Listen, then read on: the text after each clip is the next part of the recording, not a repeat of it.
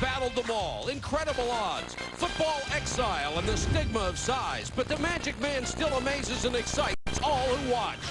Flutie rolling out, and he is in for the touchdown. And you believe it! I established myself in Canada. I won 3 championships. There wasn't a lot more to prove up there. I wanted to come down here and take the next challenge and try to take that run at the Super Bowl. Flutie's play has Buffalo rolling and back in the hunt in the AFC East. It is unbelievable! Hit it! Come on, hit it! Come on and get ready!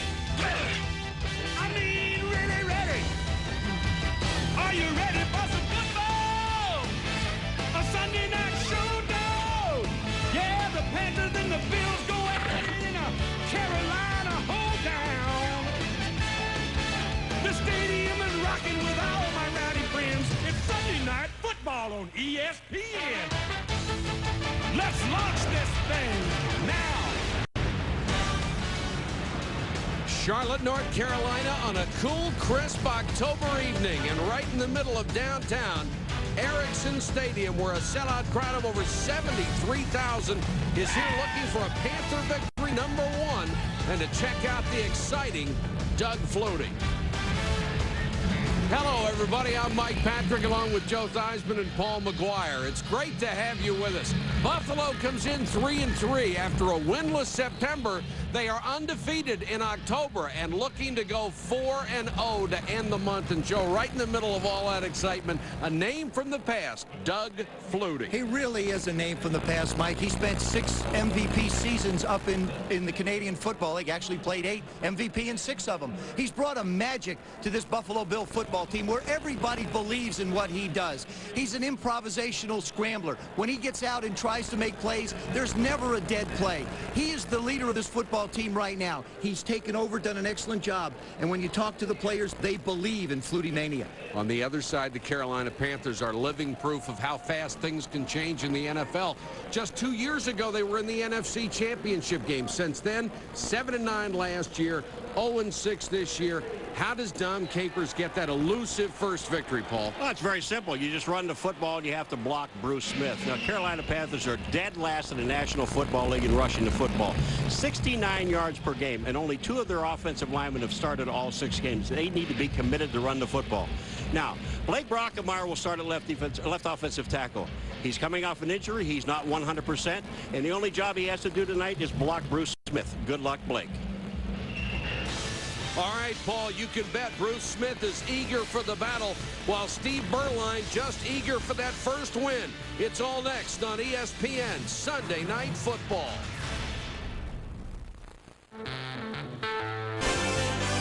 ESPN welcomes you to the following presentation of the National Football League.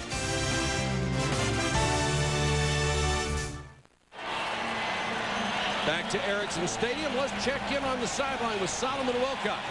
Thanks, Mike. Coach Capers, defending a quarterback like Doug Flutie offers a very unique challenge. What concerns you most about his special abilities? Well, number one, you have to stay active in both the rush and coverage because of his ability to improvise and make the big play. Now, Steve Berline has done well filling in since the departure of Kerry Collins. The running game has struggled. What must your team do in order to come away with a win tonight? Well, I think that's the key. We have to run the ball better, and we have to do a better job of stopping the run and then find a way to make a play in the fourth quarter to win the game. All right, thanks, Coach. Mike, let's send it back upstairs to you. All right, Solomon, thanks very much. And there's Wade Phillips, 3rd year as an NFL head coach, his first with the Buffalo Bills. Trying to go over 500 and sweep the month of October. John Casey to kick to Eric Moulds and Kevin Williams. Williams, number 6 in the AFC in kickoff returns. 2 yards deep, he'll bring it out. Hit at the 15, dump at the 16. For Buffalo's offense, Doug Flutie making the most of his second NFL chance. 5 touchdowns, only 1 pick, the number 4 ranking in the AFC. The second-year man Smith, now the featured back in an offense committed to the run, Reed number 3 all-time in NFL receptions.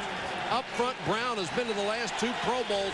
Panos was signed from the Eagles to add some toughness.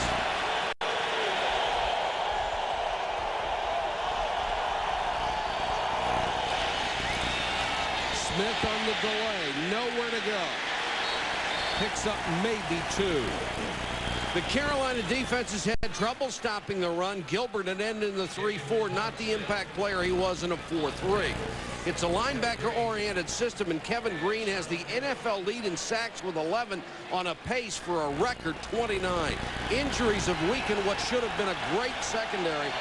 Evans has been playing with one hand. Alexander has been forced to move to strong safety. Kevin Green with just a remarkable season so far.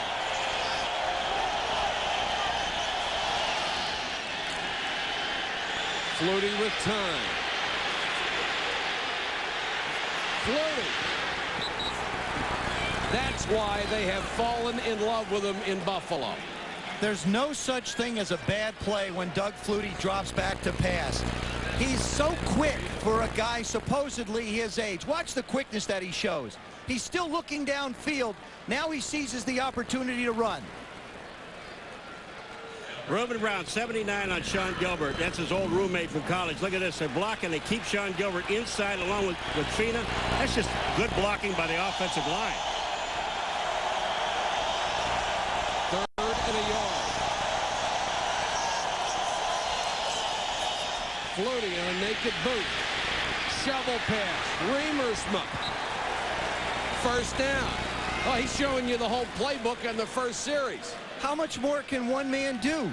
First time he scrambles and runs for a 1st down. Now he puts the defender in an absolute bind. Greg Lloyd just doesn't know what to do. Do I come after Flutie? Okay, now let me go after him. He just flips it out. Tight end makes the play. Here, watch this. This is a push pass. We've defined a new type of throwing in the National Football League. A push pass. I'm sitting there looking at Lloyd thinking, and Lloyd just turned around and put his hands up like, what am I supposed to do? Joan and Richard Flutie have made the trip to watch their son perform in his 2nd consecutive NFL start. Flutie again.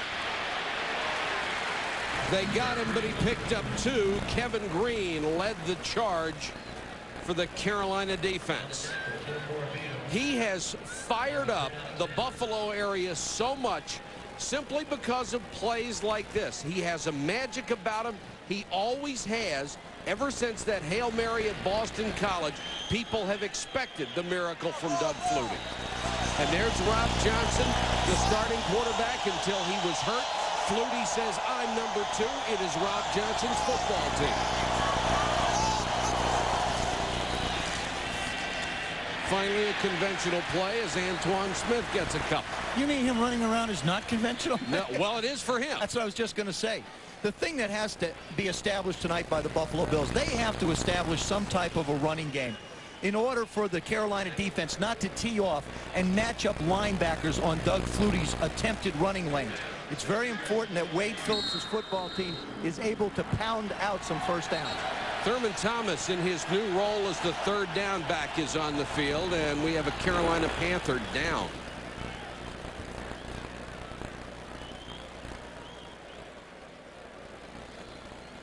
And it's inside linebacker Jeff Brady, who's number 2 on this team in tackles. He came in with bad ribs.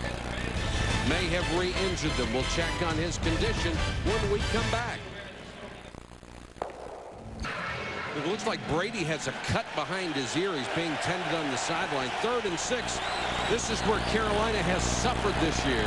They are 28th in the NFL on 3rd down. Their defense simply hasn't been able to get off the field.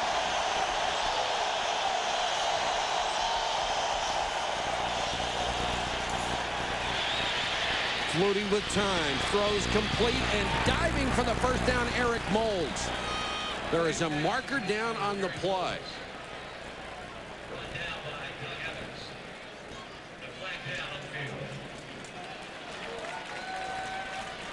Holding, number 33 of the defense. Penalty is declined.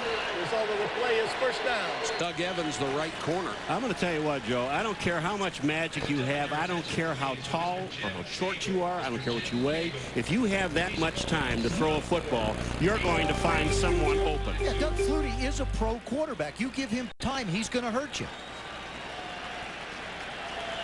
Thurman Thomas remains in on 1st down. And now Carolina is going to use a timeout.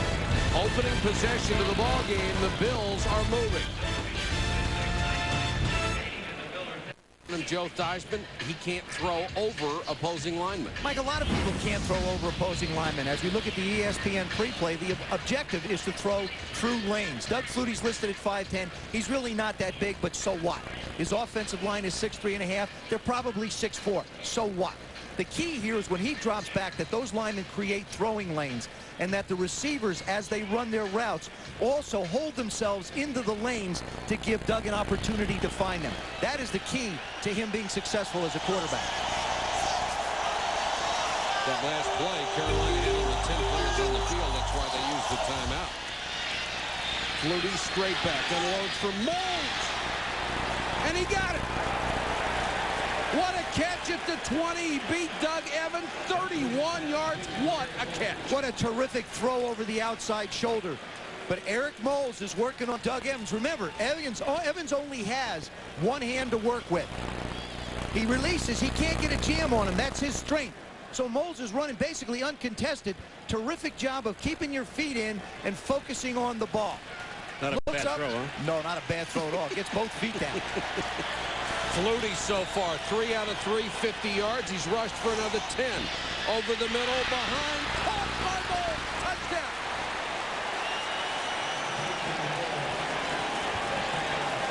Evans had a shot at it off his hands, and Moles catches. I'll tell you, here's one that Flutie gets away with. This, I mean, if Evans has got two hands, this is a great possibility for an interception. Doug Evans' left hand has got a cast on it, and it's hindered him all year since he broke it. But watch this throw. If Doug Evans has two hands, he makes this interception. It bounces off his chest, but great concentration by Eric Moles to get the touchdown. The point after by Christie is good. And the Buffalo Bills march the length of the field to start the game and take a 7-0 lead. Mount McKinley. Doug Evans on the sideline. He has really been troubled by that cast on his hand. It has really affected his coverage, and it obviously affected the way he tried to catch that football. Got into his body, popped up in the air, and it was a touchdown. Christie to kick to Oliver and Bates. Bates from the 9 with blinding speed. Cut down at the 26.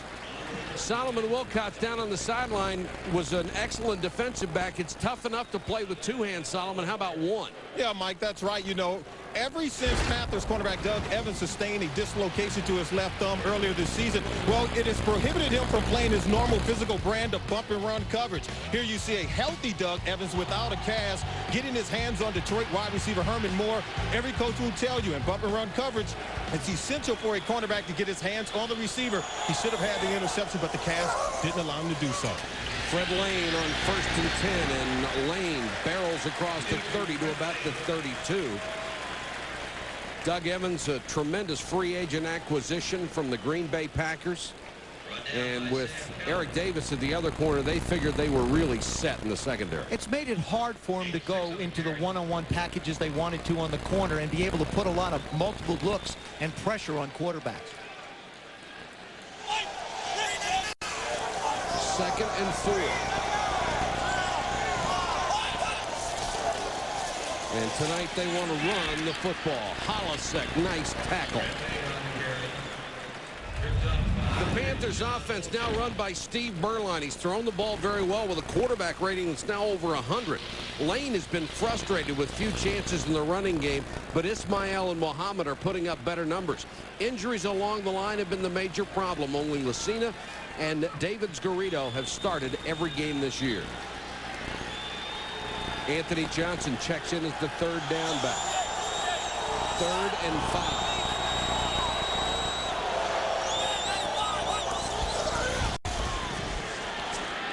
Berline under pressure and throws incomplete, intended for the Rocket.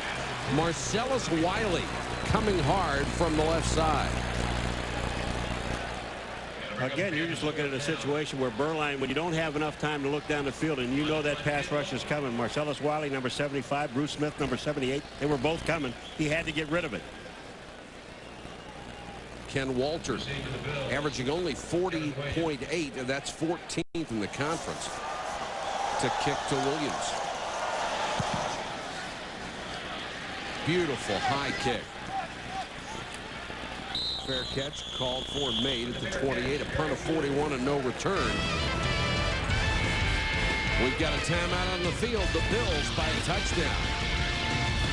Remember the bocce pizza of years ago? Well, not much has changed in 51 years. We still take great care and pride in creating homemade pizza dough and delicious sauce from scratch. Our secret recipes have made us a Buffalo tradition. I've been coming here since Dino himself was making pizza. Dino's Bocce Club Pizza. Same dedicated family ownership, serving Buffalo's best pizza for 50 years. In Eggertsville and East Amherst. Call now.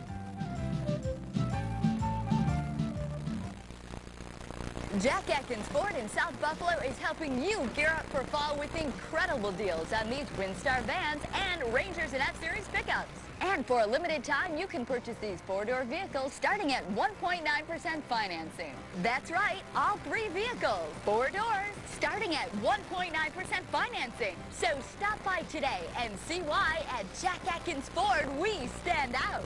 Jack Atkins Ford, we stand out. Visit Blossom Hardware for the hottest in vent-free heating. Warm up that cold cellar or family room with a new vent-free heater from Blossom Hardware, like these beautiful fireplace sets in all sizes with no chimney required, or the ceramic gas log sets that install in any old fireplace. Also vent-free, warm up with the Vermont Castings cast iron stove in many beautiful colors, again vent-free, and the infrared wall heaters in all sizes to fit any room with no venting required. Certified installation available. Blossom Hardware, Transit Road in West Seneca. ESPN Sunday Night Football is brought to you by OnNet from MCI WorldCom, your one connection to the world. By Residence Inn. By Marriott. Room to relax, room to work, room to breathe. By Sunny Delight. Reach for the good stuff, reach for the sun. And by Mercedes-Benz. Buffalo starts from its own 27-yard line. Smith on the toss. Sam Gash in front, cuts it back, and picks up 2 to the 29. Doug Flutie had a drive on his last drive, the last possession that Buffalo had the ball, where most guys don't put this many plays together in a half a season. He does it in one drive. The first one he starts by scrambling. Looks downfield, doesn't have anybody, so he uses his legs, picks up the first down. Then he does the old push pass. We've renamed a new one. Perfect pass to Eric Moles down the sidelines, and then a rebound for a touchdown. That's quite a first drive. Not a bad start. 2nd and 8. Smith, running room. Across the 40, 45, midfield. Antoine Smith finally stopped by Brent Alexander, but it's a gain of 21.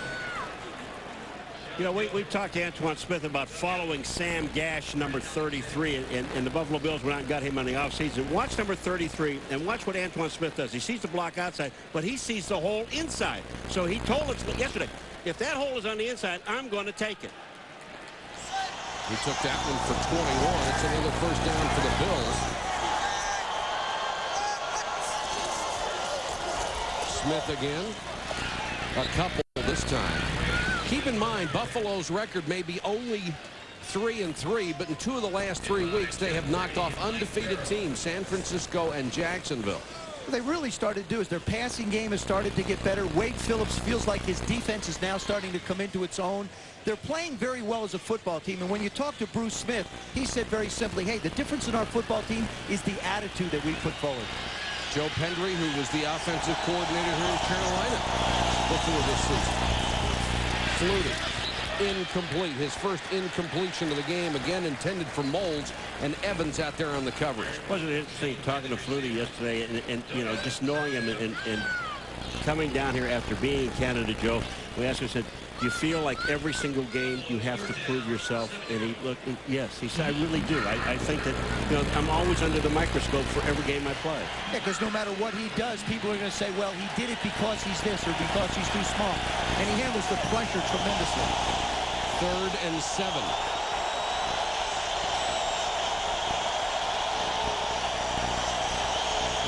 Here comes the blitz. They pick it up.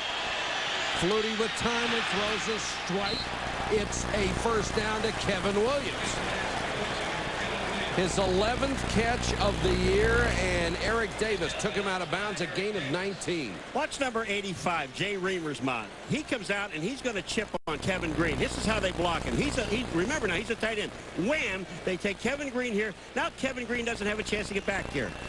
Kevin Green has really taken, Kevin Williams has taken over the slot position for Andre Reed and given him a little bit more speed and quickness at that position. Flag is down as Thurman Thomas goes out of bounds around the 16-yard line. This one may come back. Let's see. And it will.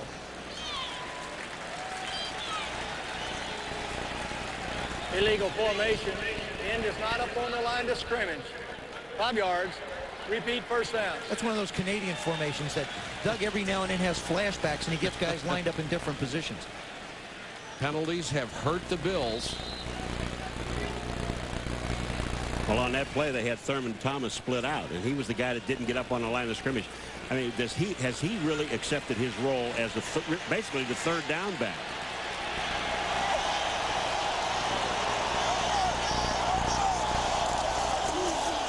Thurman Thomas hit in the backfield. He'll lose yardage. And that was because Greg Lloyd was right there.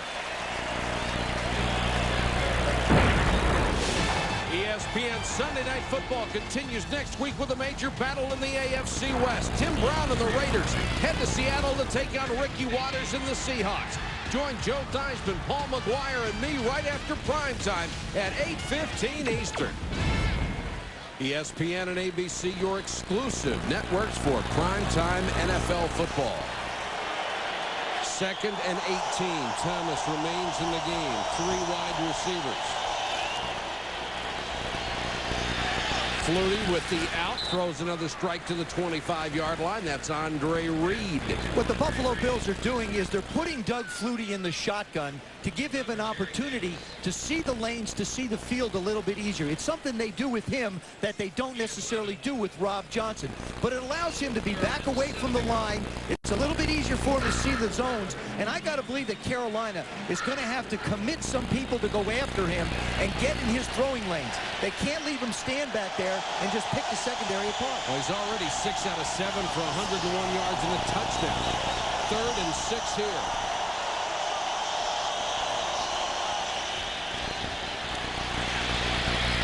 Flutie rifles this one for Williams, but it's incomplete.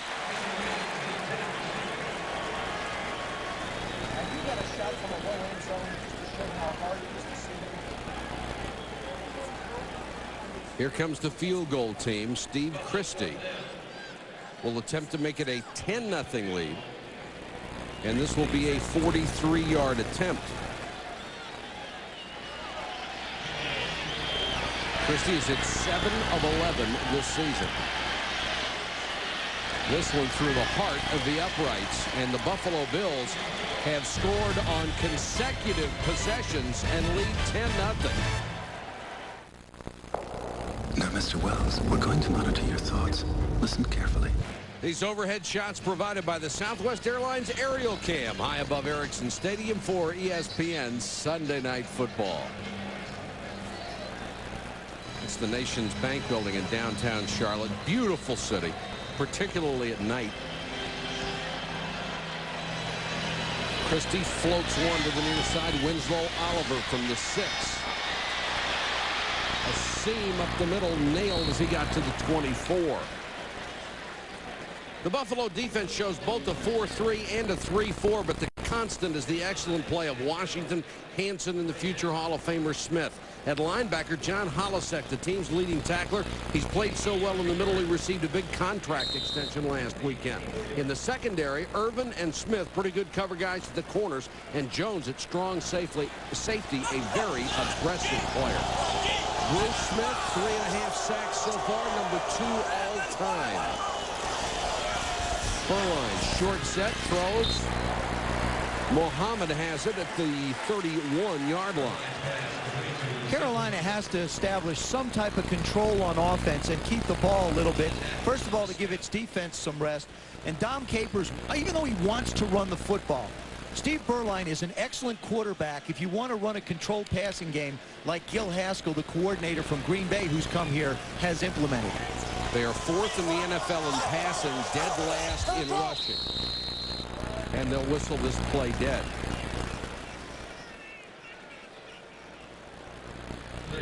Prior to this snap, false start, number 85. 5 yards. It's still second down.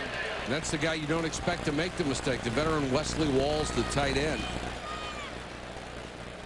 He's another Carolina Panther playing with a cast. Not featured nearly as much as he used to be in this offense. I saw him warming up, and that cast doesn't seem to be bothering him very much.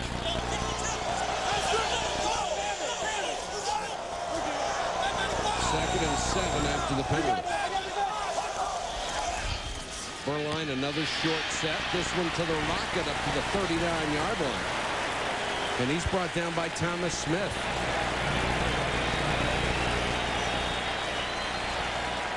Rocket is by number 81. Thomas Smith told us yesterday, I'm going to play up on these guys. They're going to have to beat me deep.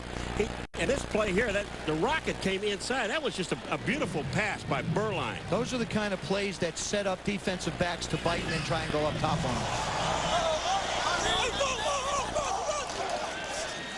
Floyd up the middle after they fake the toss.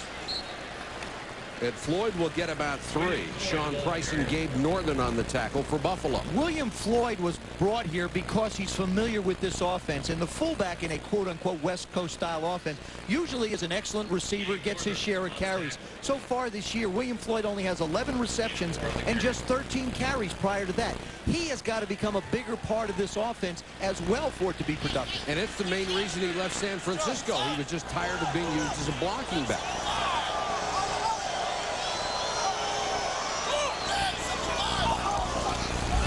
Berline, another short set. The rocket in the flat. Nice tackle by Ken Irvin.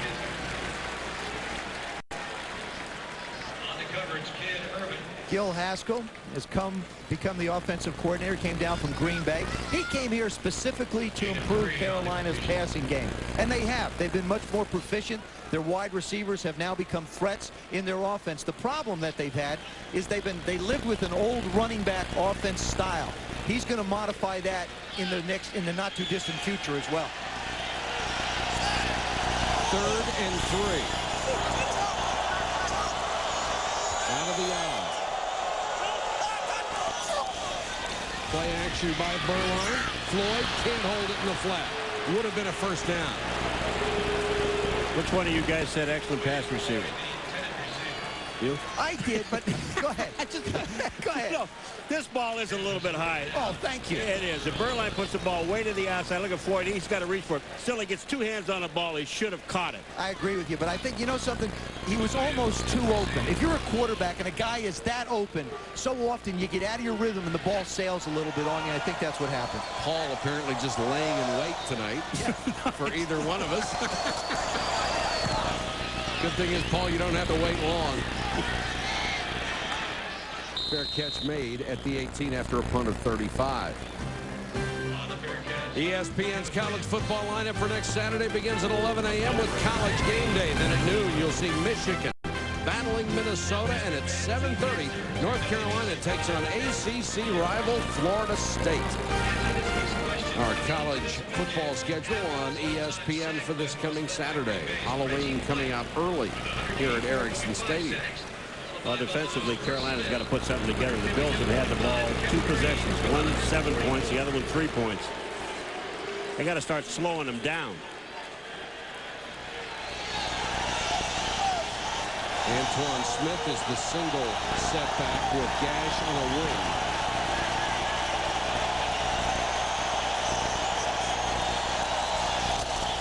Smith.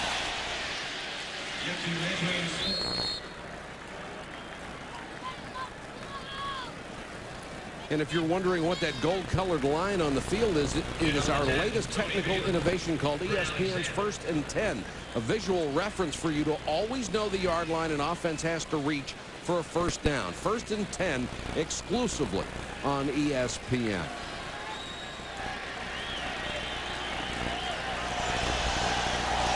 Second and 6 for the Bills.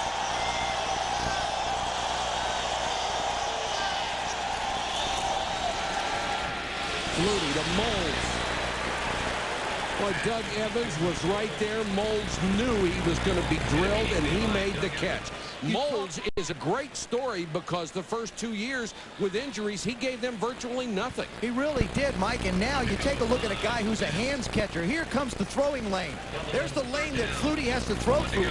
Moles doesn't quite work himself up to where Flutie wanted him, but he manages to reach out and just snatch the ball for the reception.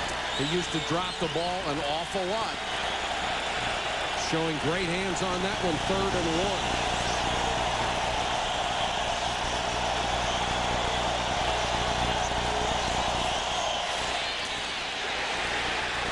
Lloyd right in the hole. They will not get it. Was this a wonderful play by the linebacker, number 95, Greg Lloyd. I mean, he steps up. He's looking at Thurman Thomas. They know on 3rd and short, Thurman usually gets it. You're trying to block Lloyd with a wide receiver, Kevin Williams. That isn't going to work. And look at this stop. That's perfect.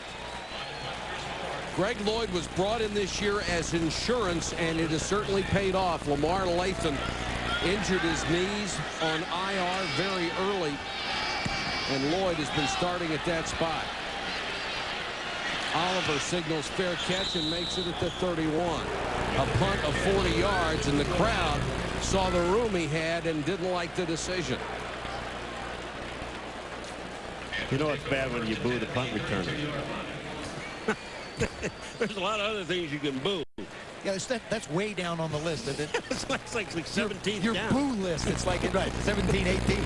Well, they're ready here at 0-6 after only 2 years ago being in the NFC Championship game. They have had such high expectations and been so disappointed. 10-6, you really got to believe. Fred Lane. Solid tackle by the rookie Sam Coward out of Florida State.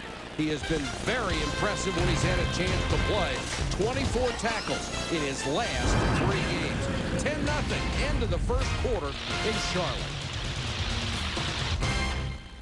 You've seen fun. Flutie fever has struck upstate New York, and Paul, I know you're affected because you live there. But, you know, everybody, they're really excited about this guy. You see signs Flutie for president. I mean, everything he's done. But what he does to the fans is, as soon as he runs with the ball, they just go crazy. The thing is, when we spoke to Andre Reed yesterday, he said, you know, when you're on the field with him, it's just an awful lot of fun. And the thing is, you don't know where he's going to be or where the ball's coming out from. He keeps everybody on their toes on offense. First thing Bruce Smith said, I don't care about his size, I care about his heart.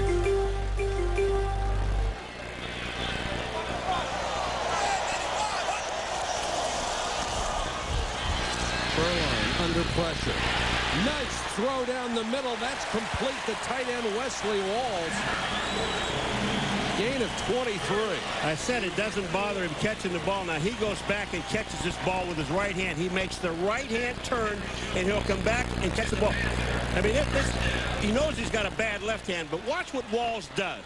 He'll turn back and catch it with his right hand, and it's a perfect throw. Berline, if he had enough attempts, would have the 3rd highest passer rating in the NFC. He has played extremely well. Fred Lane. And Lane is one of the guys who is most frustrated on this offensive team because he doesn't think he gets a chance to run the ball enough. The Panthers have run the ball the least of any team in the NFL. Only a 1/3 of their plays have been running plays. Mike, it's so hard to establish any kind of a consistent running game when you don't have a consistent offensive line. They've been decimated up front. They continue to shuffle people through just to try and find some combination that Dom Capers can get some kind of efficiency out of. 2nd and 6. Lane. Boy, he hit the hole in a hurry and is very close to a first down. They needed to reach the 32. It depends on the mark.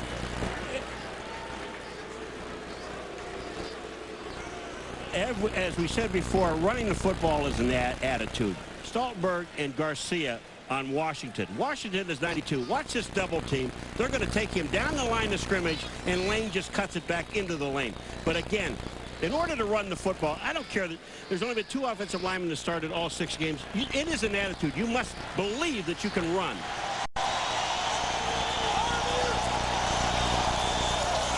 Well, tried to get it on the ground, and Fred Lane powers his way straight up the middle. Ted Washington with the stop, but that is a first down.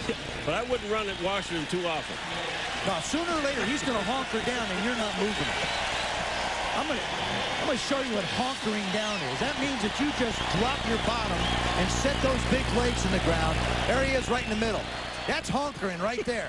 I own this space. You're not going anywhere. See Stoltenberg's feet moving back the other way. Go on. Armed with a brand new contract after 124 tackles last year and was named the team's MVP. Berline on first down. Is it a catch at the 17? Did Muhammad come up with it? No call yet. The officials huddling. 4 guys have not made a call yet. Nobody gave any signal, but they're spotting the ball. Well, you know what they did? Really, there were 4 guys there, Joe, but they all looked at each other to see, did anybody see the ball hit the ground? I think this is an excellent call. When you look at each one, here's the ball coming in. He goes down, Muhammad makes a great catch. What all 4 officials did was they looked at each other, did you see it hit? Did you see it hit? And no one did. It's a catch. Fred Lane is out as a flanker on this one. Berline under pressure, and Floyd dropped it.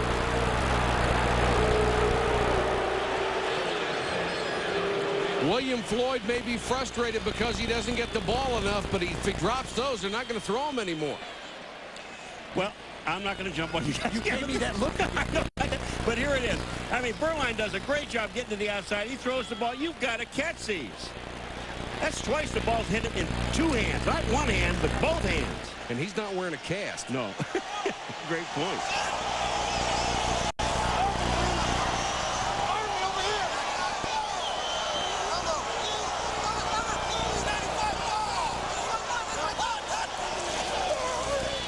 Lane tries to cut it outside. Doesn't even get back to the line of scrimmage. Holisek led the charge. Sam Rogers was also there. We have not mentioned the name of Bruce Smith after a play. I tell you what, Brockemeyer, playing on a bad leg, is doing a heck of a job against him. And a little bit of that has to do with the fact that the Carolina Panthers on offense have established some semblance of a running game. Fred Lane has been able to find some spaces to go, some places to go. That's the best way to neutralize Bruce Smith. Don't give him shots at your quarterback. 3rd and 10.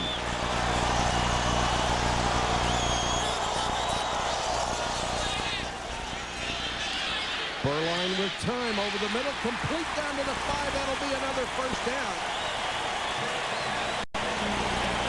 Muhammad tackled by Manny Martin. Berline has been on fire. Frank Garcia, number 65, blocking on Bruce Smith. Watch this. The whole defensive line they're at the line of scrimmage. Musa Muhammad has just continued to get better and better, does a nice job of establishing separation, and then catches the ball with his hands. You love to see a guy use his hands. You're going to catch a lot more with your hands than you are with your body. 1st and goal for the Panthers. Fred Lane inside the 1 before he's forced back by Holisek and Manny Martin.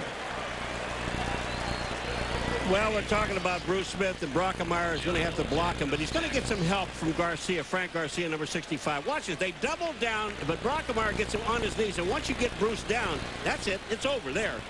And here comes a run. 2nd and goal inside the 1. Carolina trying to cut into a 10-point lead.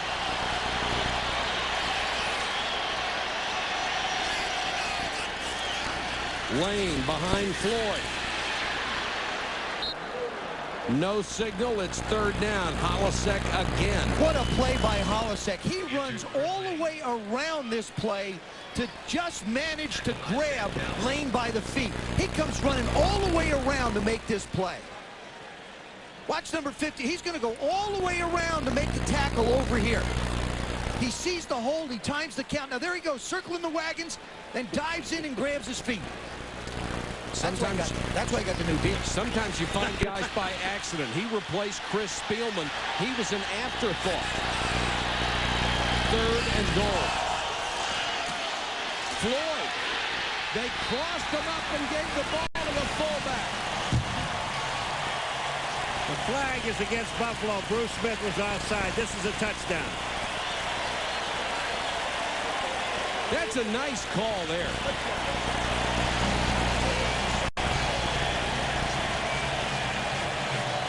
Well, let's go back to Brockemeyer and Garcia.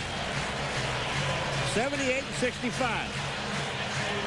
Yes, I mean, that's just an excellent block in the middle. They cut off Washington. And once you seal the middle, you don't need much of a crack down around the goal line to get in the end zone. Casey for the point after. And the Carolina Panthers back within 3 at Ericsson Stadium in Charlotte. ESPN Sunday Night Football brought to you by DirecTV. What are you looking at? By Southwest Airlines, proud sponsor of the NFL and official airline of the Super Bowl. By First Union, your guide to the financial world. And by NFL Blitz. No refs, no rules, no mercy. 10-7. The Panthers have cut into that lead with 8:52 to go in the half. Casey kicks it away. Williams from the 9.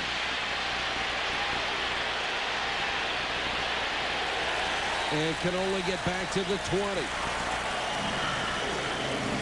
Lenny McGill makes the stop. Bruce Smith has been quiet for that Buffalo defense.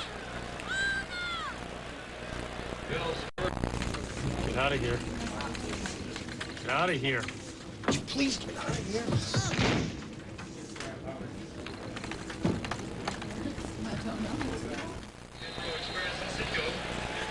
Ralph Wilson, the owner of the Buffalo Bills, who has been enjoying the month of October to no end after that slow start, seeing his team trying to win its 4th in a row.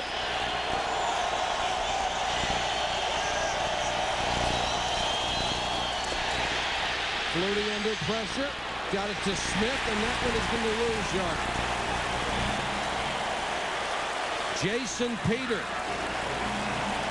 had one leg of Doug Flutie and wouldn't let go. Doug Flutie, as he goes back, tries to avoid the rush of Jason Peter. He sets, he looks, now he's trying to slide, but he has enough presence to be able to get some kind of grasp on the ball and just shot put it out end over end. Jason Peter was almost ready to say, make a wish, little fella.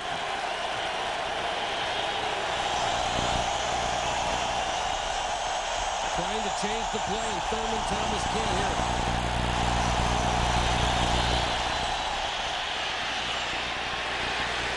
Drilled by Mike Barrow. ESPN2's college football lineup for this Saturday at noon. Northwestern takes on Michigan State. At 6, Boston College against Miami. And at 9, Wyoming battles TCU. You think Doug Flutie will be watching a Boston College-Miami game? That was some kind of finish. 3rd and 12.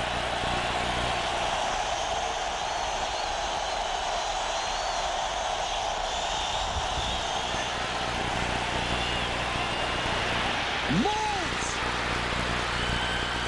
You won't catch him. Eric Moulds, touchdown. 82 yards. What a throw by Flutie. What an incredible throw by Doug Flutie. The route is, Moulds manages to get on top of the defense. That's key in a corner pattern. He's on top of Evans. Again, Evans can't jam him. Now all he can do is try and run with him. Watch the ball come in. Just over the top, and he's not going to get caught. You know, we asked Flutie about Doug Evans and that broken hand. He said, we're going there. There's no reason for us not to. And if you look at Moulds, he goes inside Doug Evans on his left side where he can't get a hold of him. Christie with the point after. In 1.5 quarters, Eric Moulds has 5 catches, 145 yards, and 2 touchdowns from 5'9" Doug Flutie.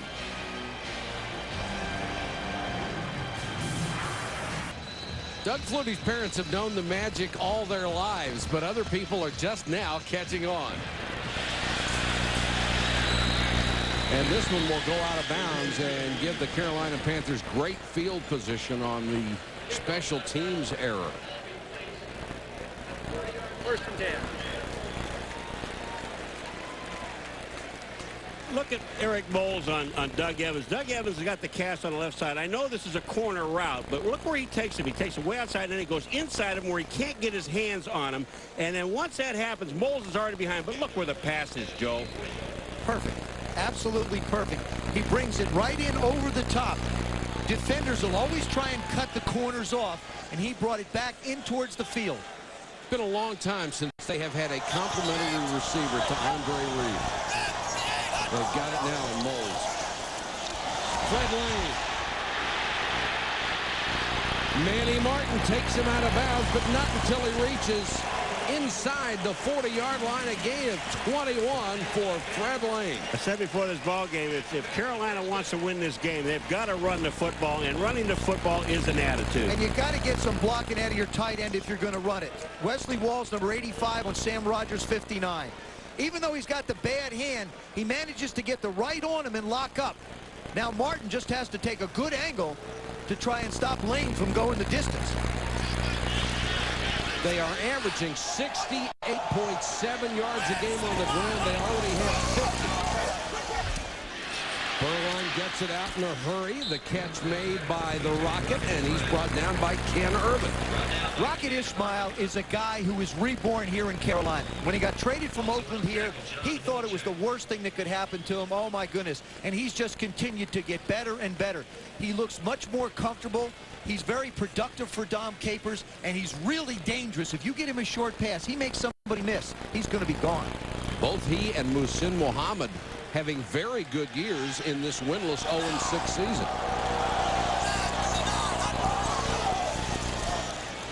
Lane. Washington hit him first, and little Fred Lane still manages to get out of the 29-yard line. You know, this is about a 2.5-yard run by Fred Lane, but he makes this thing happen. He's hit about 4 times, but the thing that keeps him going are his feet. And if you keep your feet going, good things will happen. Another guy that has great feet, Barry Sanders, who happens to be the guy that he's tried to model himself after. Not a bad model. No. If you're going to pick one, that's the one to start with.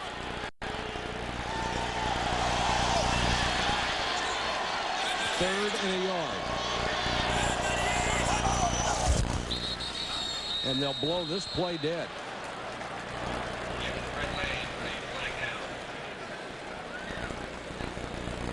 Prior to the snap, ball start. Number 65, 5 yards. It's still 3rd down. It's Frank Garcia, the left guard, and that's about the first mistake the offensive line has made tonight. You know, they've been playing so well that they take a 6.5-minute drive. They go down and put 7 points on the board, bring them back into the football game, and then you got 3rd and about a half a yard, and you make a dumb mistake. Garcia really playing out of position. He moved from center. They've gone through some centers this year. It started in our final preseason game against Pittsburgh.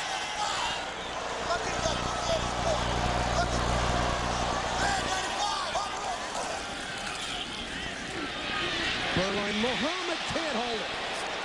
Separated by Manny Martin. Martin is in for the injured Kurt Schultz. He played very well a week ago, and that was a big play there. Well, Muhammad does just a terrific job of beating Thomas Smith off the line of scrimmage to get into the void between the double zone. Burline sees it right away, and he fires it into the void as Muhammad goes up. Probably would have been a catch if he was able to hang on to it, because he would have been knocked out of bounds by the defender, but he doesn't get both feet down. Good defensive play. Bad step, they can't get it down. And the punter, Walter, throwing it downfield. Would have been a 52-yard field goal, but they couldn't handle the snap. You see the whole set what he did? I mean, this, you talk about heads-up football by a linebacker. Holisek, number 52, instead of catching the ball, which would have been the ball there, knocks it down. I'm Ross Salino.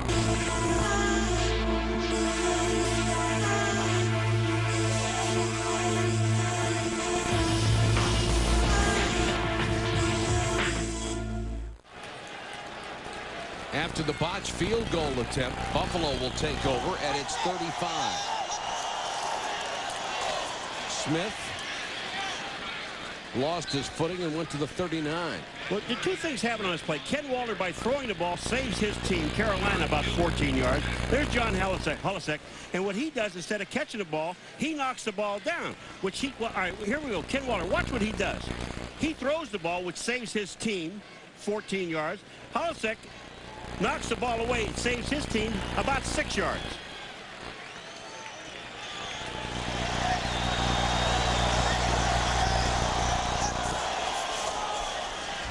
Flutie on the naked boot, being chased by Sean Gilbert. And dives for the stick, so does Greg Lloyd. Sean Gilbert got caught one of those things like, uh-oh. Well, he did it to Greg Lloyd before. When you get Flutie naked on the corner and it's you and him, he has so many options. Gilbert actually does a good job, holds his position, but I think you underestimate how fast and quick Doug really is. Of course, that's been the story of his career, totally underestimated. He's smart, too. He knows Sean Gilbert's 318 pounds, and he's getting to the sideline.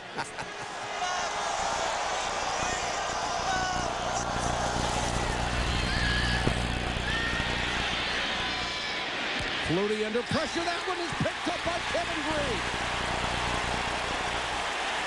Green with the coverage on Antoine Smith, and he made a heck of a play. And that was a very bad interception, and the reason why it was on 1st and 10. Those, to me, are the worst that you can possibly throw. You know, there's only so many things you can possibly do, and I agree with Joe. There's times to throw it away. Well, look at Kevin Green in coverage. He's got his eye on Flutie. He's got his eye on Antoine Smith, and that's just a great interception, going down for the ball. Sometimes you try and make a little too much out of plays. Only the second interception of the year for Doug Flutie. He knew it was a bad throw, and he didn't get away with it.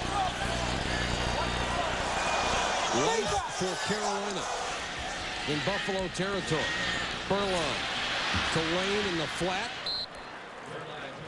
That was covered beautifully by Thomas Smith. Came up from the corner in a hurry.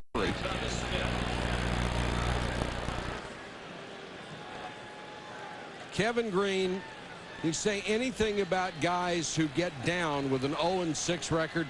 Kevin Green may be depressed because of the 0-6 record, but it doesn't mean you don't get 100% on every single play. He is a delight to watch. Fred Lane got to the outside, and again, Thomas Smith with a big play. Carolina, of course, winless in the first 6. We asked Kevin Green how they turn things around. What you got to do is you just got to keep freaking fighting. Keep fighting, keep plugging, keep chopping wood. And with the people on this team that have the hearts and drive and desire, things that change. Things that turn. You just keep going and keep going and keep going, and things are bound to change. And never say die, and that's what you got to do. You got to love them. That infectious enthusiasm when anybody's around.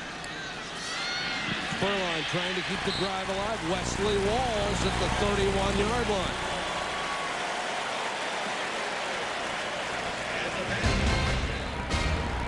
The 2-minute warning at 17-7 Bills. The Sun. Her profile. Bobby Boucher. They call him the Water Boy. 190 pounds. Lives with his mother and constantly tormented by everyone. But then... Stop making fun of me. Boucher discovered his special gift.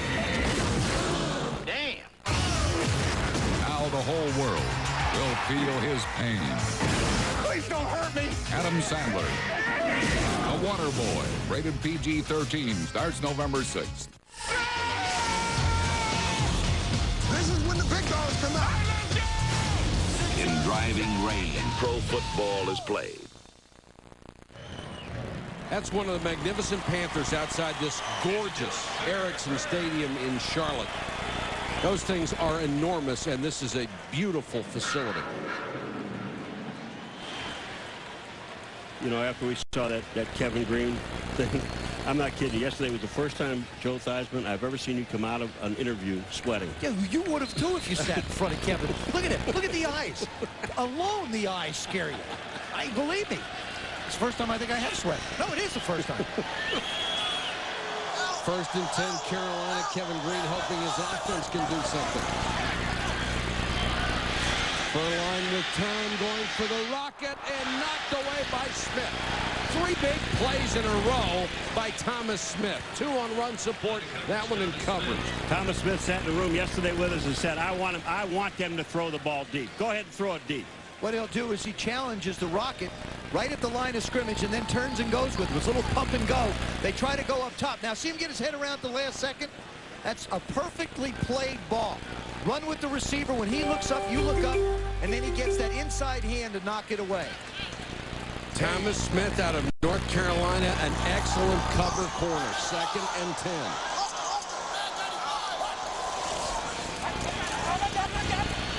Furline wants the screen and almost intercepted. Sam Rogers had a touchdown and couldn't hold it.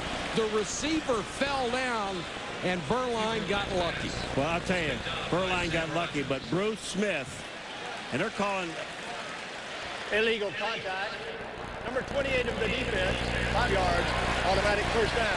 That was downfield. That was downfield. I'm telling you, Bruce Smith read the screen. He was going to get back, and Brockemeyer just cuts his legs out. Bruce Smith, they let him get through. Brockemeyer is number 78 blocking. You see Bruce Smith on Brockemeyer here. Watch what happens. He's going to reach screen. Now, I see the screen. As he comes, look at Brockemeyer. Just cuts him in the backfield.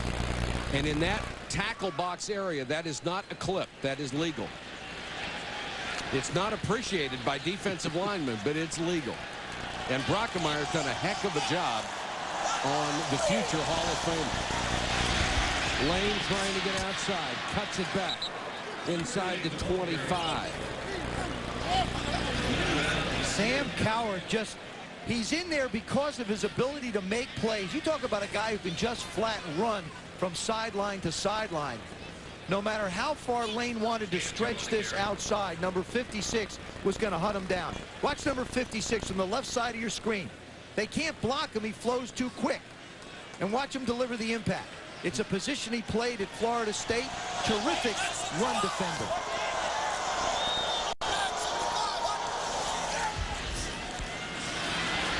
Furline Walls can't hold this one. And I will guarantee you that's because of the cast on his hand. This guy never drops it. That ball, Joe, hit him in the left hand. If he gets a chance to turn around and get his right hand in there, he can catch the ball. We've already seen him catch a couple of them by turning and catching with his right hand. This ball is going to hit him where he has the cast on the left side. The ball is thrown to the outside. Watch. Hits the cast, bounces off. Wesley Walls is as good a receiving tight end as there has been in this league in a long, long time. He's that good with just one hand. That's right. Mark Carrier comes in as the third wide out on 3rd and 8.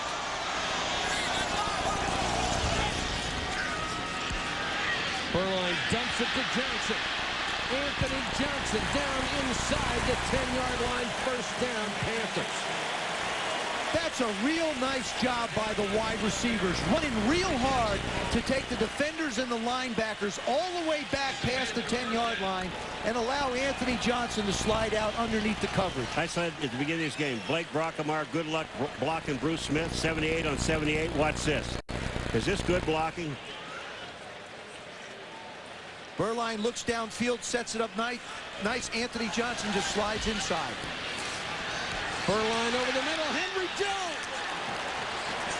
Henry Jones with the interception. Intended for Carrier. But Henry Jones cut in front of the pattern. Gets his 3rd interception of the season. Huge play for the strong safety.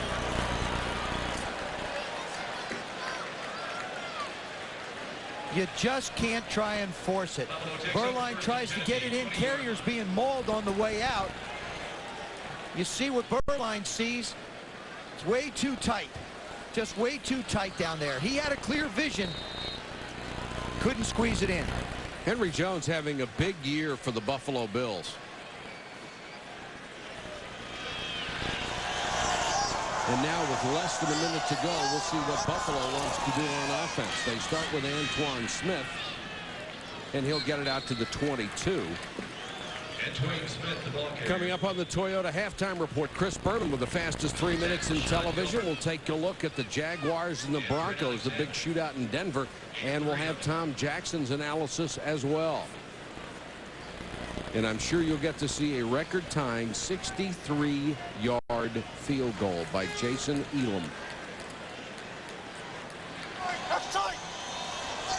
Clock is running, only 23 seconds to go. Buffalo in no hurry to get it off.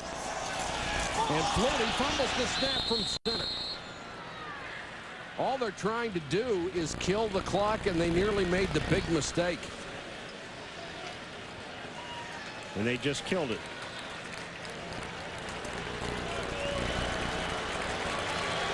That's the end of the first half. To score, Buffalo 17, Carolina 7. All right, Michael, thank you very much. So the Bills lead at 17-7 at the half. Nobody does circle the wagon like the Buffalo Bills. Tom Jackson is with me.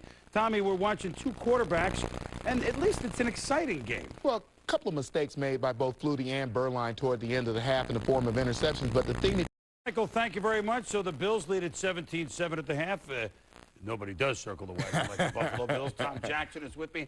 Tommy, we're watching two quarterbacks, and at least it's an exciting game. Well, a couple of mistakes made by both Flutie and Berline toward the end of the half in the form of interceptions, but the thing that you see from both of these quarterbacks, they bring a certain enthusiasm to their offensive football teams. And even though both are replacing other quarterbacks, Berline permanently in the case of Kerry Collins and Flutie temporarily in the case of Rob Johnson, I think that that's the most exciting part of this game, is watching these two offenses respond to these two quarterbacks. You're right. You're always big on watching tempo. That's right. Tempo, real quick. Tempo is good. Better for the Bills thus far with a 10-point lead. Well, going into week number 8, only two teams undefeated. The Denver Broncos will have their game against Jacksonville in a moment.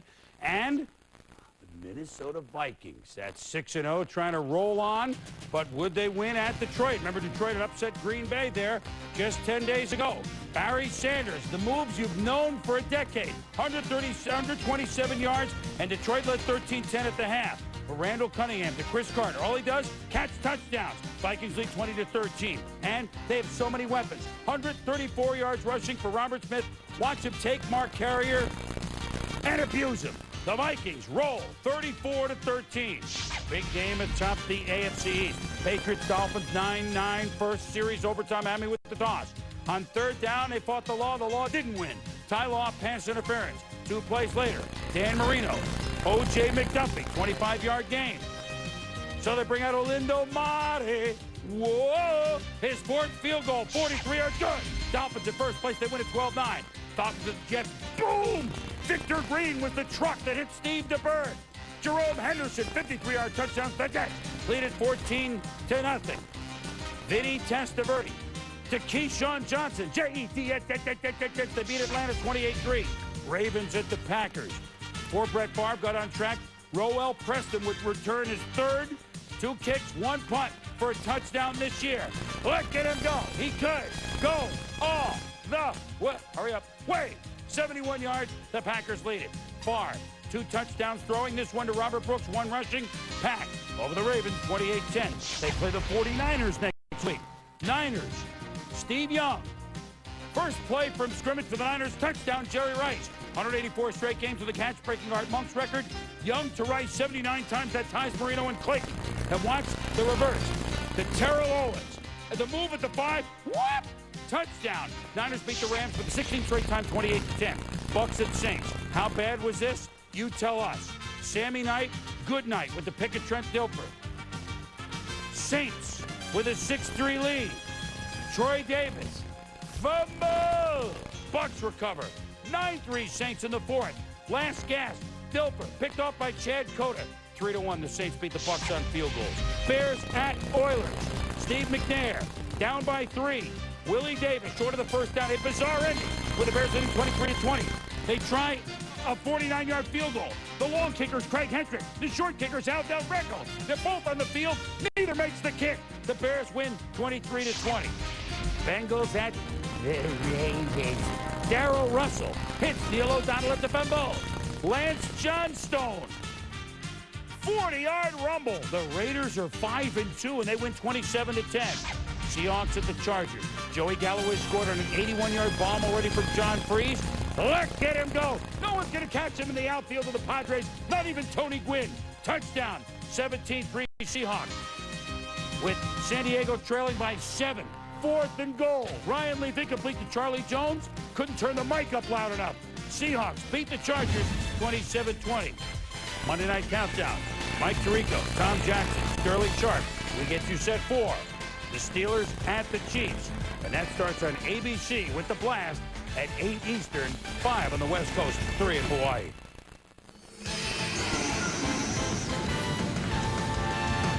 This halftime report is presented by Toyota. Get the most out of your day, every day. When we return, 1,000 yards already in 7 games for Terrell Davis and a record-tying...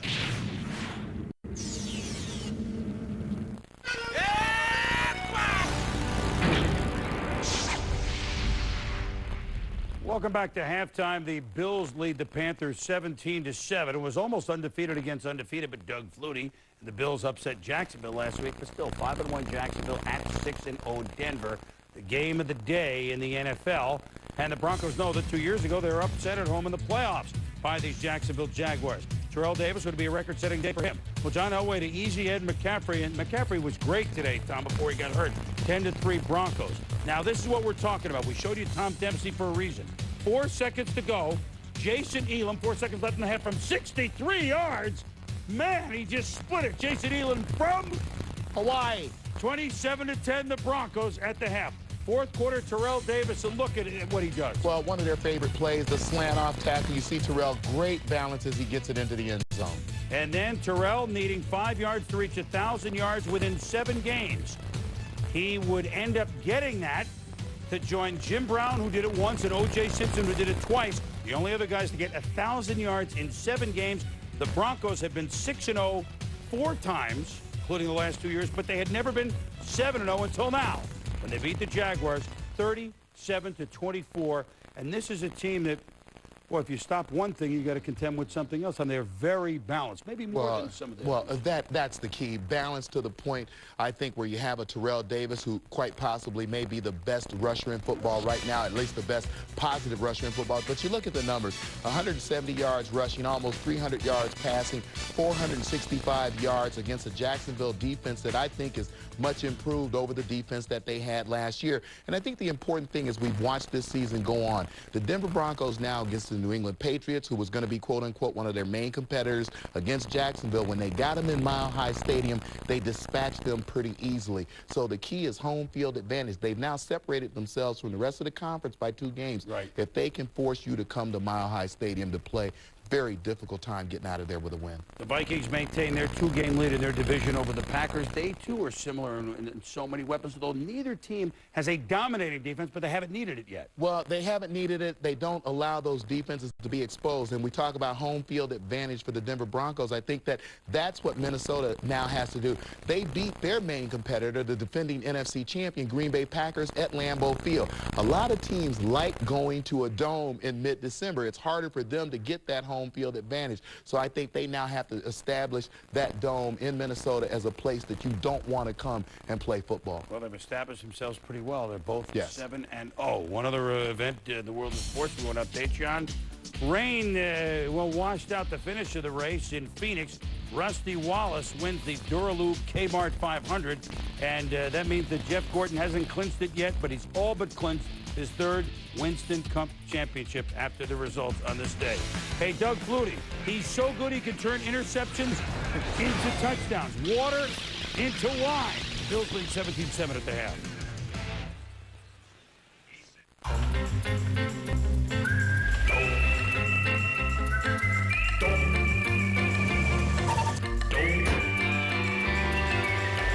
How important the family unit is, that's why we help. Children today face many difficult problems. That's why here in Buffalo, United Way has changed the way we help, from the students to the parents and the whole family. These programs are leading the way for a new, innovative approach to change the way we serve the family. and build better communities for all of us. The NFL, the United Way, and you, the power of teamwork.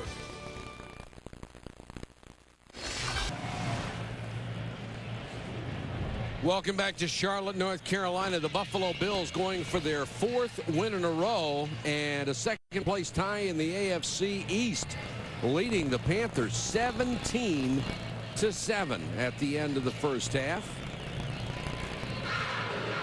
Carolina will get the football to start the third quarter. Christie to kick to Bates. Led the league in kickoff returns 2 years in a row. Takes this one at the 1.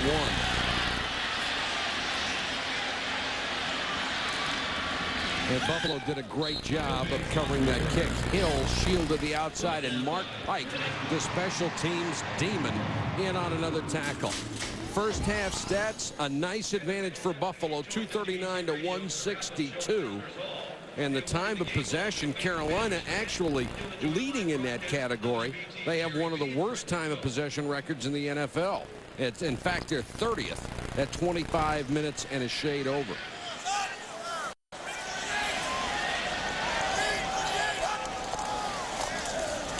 Lane pounds it out to the 25. You know, I said before the game that Brockmeyer had to block Smith, but I'll tell you, Carolina has used everybody on Bruce Smith, including a wide receiver. Ishmael, watch this. Watch the guys that block Bruce. 81, that's Ishmael. He gets a block. Here's Brockmeyer, number 78 on Bruce Smith. Bruce makes a great play going down the line. Now here's Brockmeyer again with Garcia. Now Walls blocks Bruce Smith. So they're going to let everybody block him.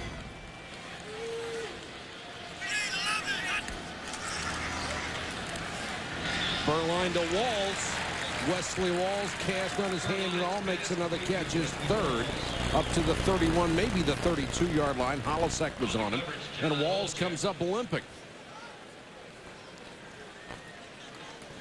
Sam Rogers is out for Buffalo. The left outside linebacker has a pulled hamstring. He will not return. Walls limps off. Luther Broughton comes in at tight end, and they can ill afford to lose Wesley Walls.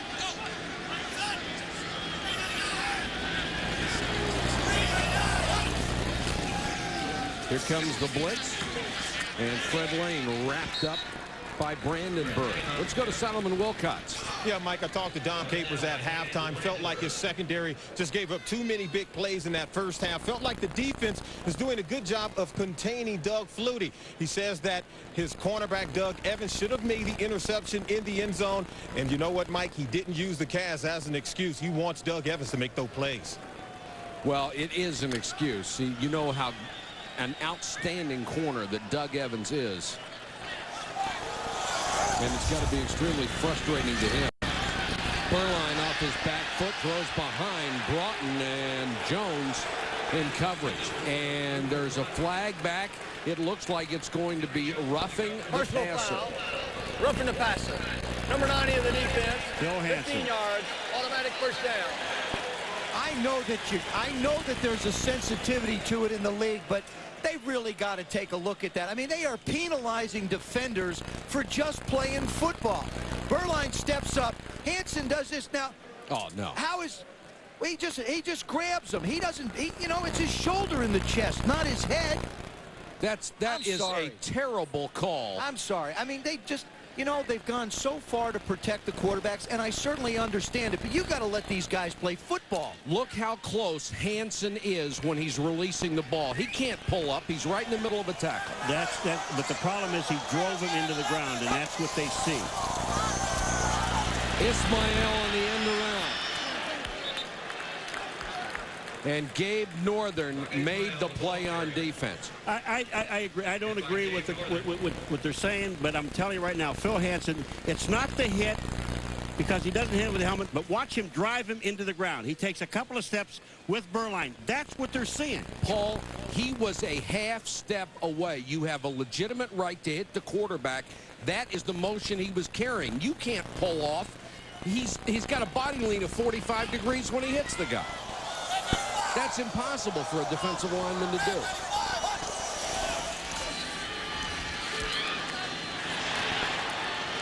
Berline gets this one out to Muhammad again, and he is into Buffalo territory at the 46. That time, Bruce Smith buried Steve Berline. He's getting better acquainted with each of the defensive linemen for the Buffalo Bills at this point. Now they're stunning Bruce Smith. They got to find a way to get him free because he's getting blocked. Look at this. They go outside. He comes up inside. He's on Berline. He hits him. It's the same play. I wasn't agreeing with what the official said. It's the exact same play that you just saw a moment ago with Phil Hansen. Neither one of them should be called.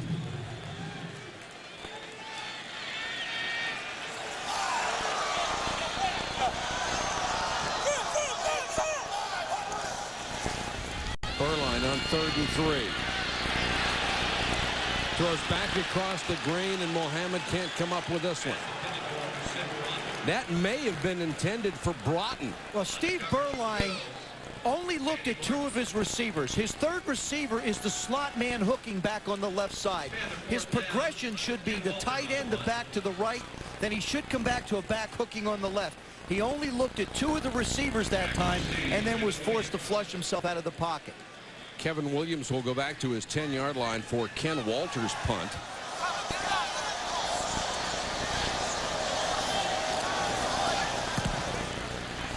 Another beautiful high floater. And they'll down this one. That ball will be marked back close to the 10-yard line where it was first touched. A good job by Walter to get it high and kill it deep in their territory. It's an idea that's 17-7, 11-12 to go, 3rd quarter.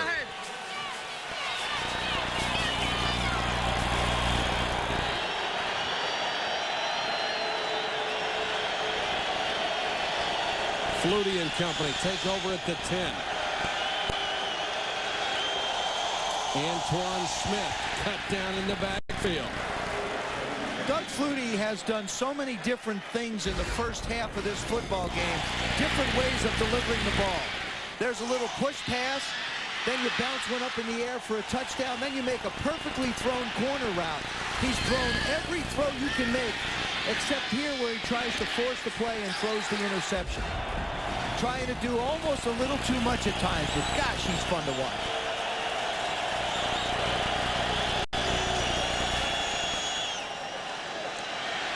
Flutie, Sam Gash.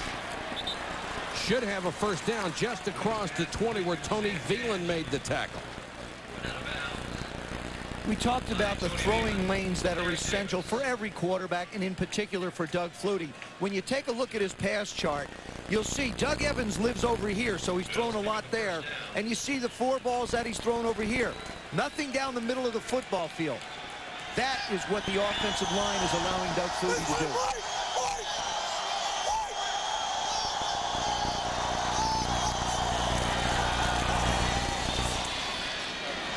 Smith protecting the ball, stopped short of the 25, Sean Gilbert from his right defensive end spot.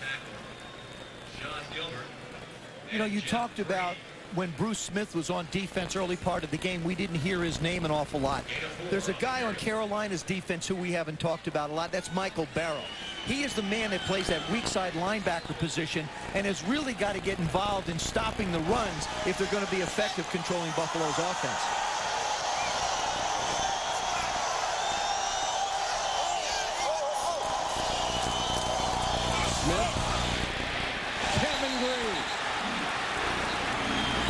And they'll say the ball is down. Now, Kevin Green made that tackle. He had an interception earlier. The reason he hasn't gotten a sack or even close yet, they've been double-teaming him. Well, when you say a guy gets a lot of sacks like Kevin Green, he can also play the run. Watch this. He gets away from Sam Gash. He moves up inside and makes the tackle on Smith. You know, that ball comes down, and Smith is on top of Kevin Green.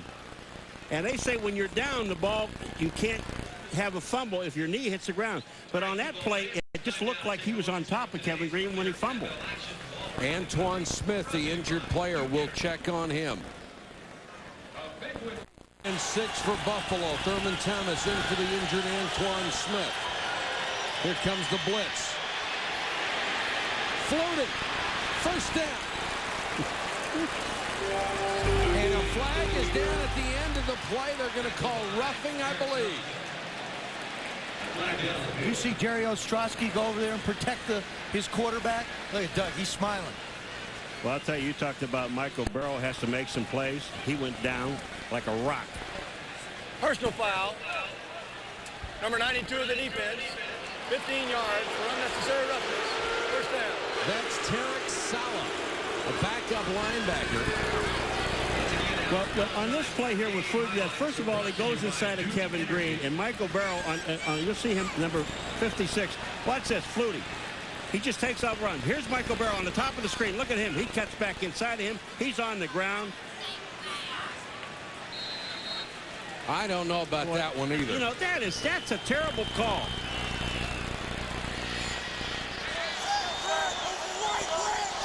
Well, that's a tough way to lose 15 yards. Thurman Thomas gets about 3.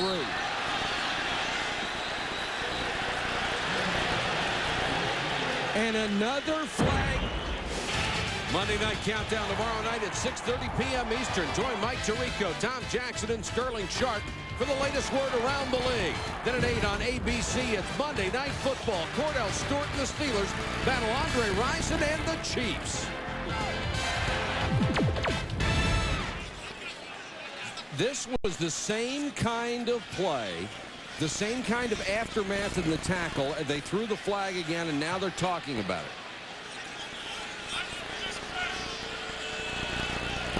I don't believe it was the tackle that got the flag this time. You had Jay Riesemer, the tight end, involved in this foul one. on the play. Second down. The flag was thrown, but both players were pushing and shoving, and there is no foul. That's right. It was Jay Riesemer down the field. They were pushing and shoving. They threw a flag, and then they picked it up.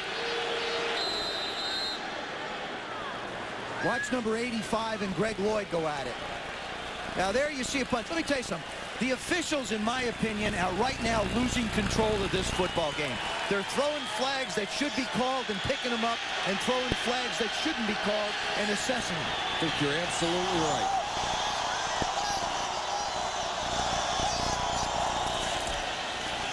Flutie, another naked boot. Remersma to the 40. He'll be shy of the first down. The things that Doug Flutie does to help an offense are just continual. When you have the ability like Flutie does to play fake like that and get around the outside, it forces not only Lloyd but the tackles and the inside linebackers to stay home. If you don't, he winds up with a simple completion. And all this is going to do is help out the running game. Sure, it's just 9 yards, but now the linebackers have to stay home and respect the fakes. Flutie, 11 out of 14, 202 yards passing tonight.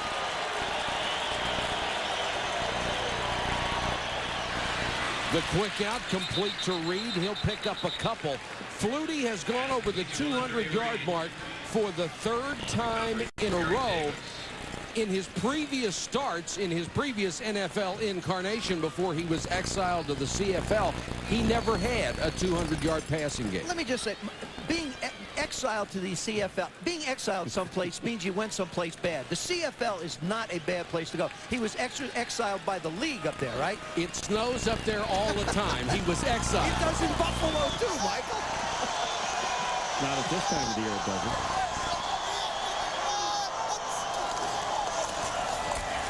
Thurman. A flag is down. Dusty Ziegler, number 61, the center, is holding. Holding. Number 61 of the offense. 10 yards. Repeat first down.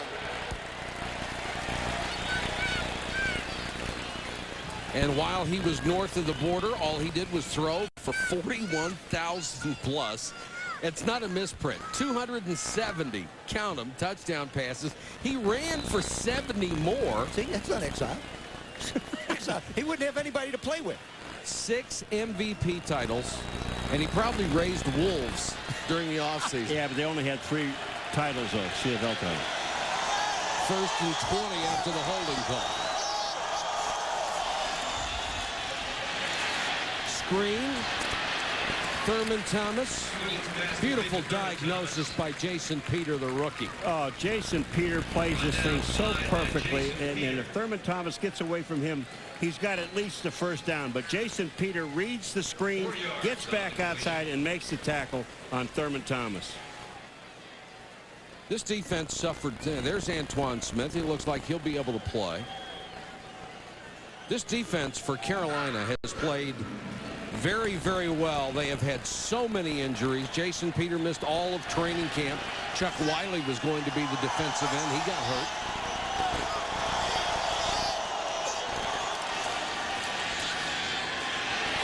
Flutie in trouble and throws incomplete. What a job by John Fina. He said, you're not going down. Let me help. I'll tell you, who makes Flutie pull this thing down and go the other way was Kevin Green, because he faked the blitz and goes back to the outside.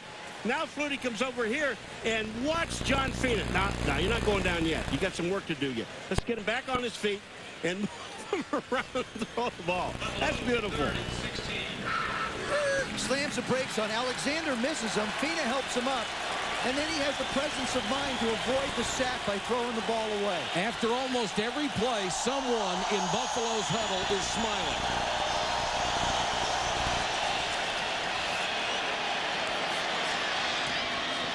Flutie, a completion to the 30. Got it to Kevin Williams. They need to reach the 25 for a first down, so they'll go for the field goal. But still, the completion of that yardage allows Wade Phillips' football team to at least have a shot at a field goal. Doug Flutie just continues to perform magic after magic. He really takes bad plays and makes them very livable, if not spectacular. Steve Christie from 47. And he got it.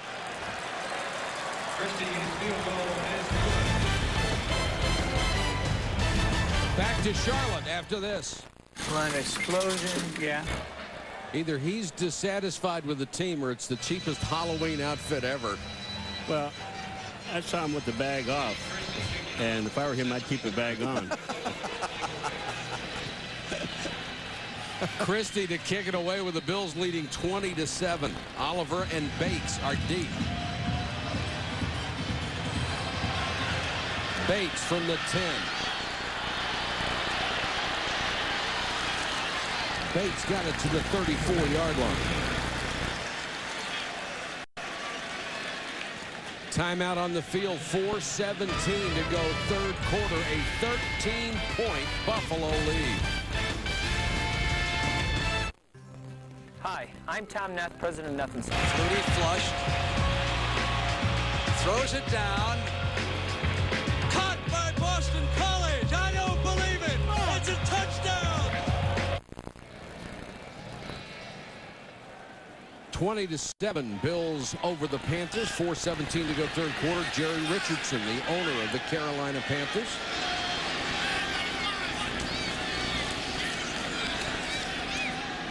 Berline throws short and incomplete.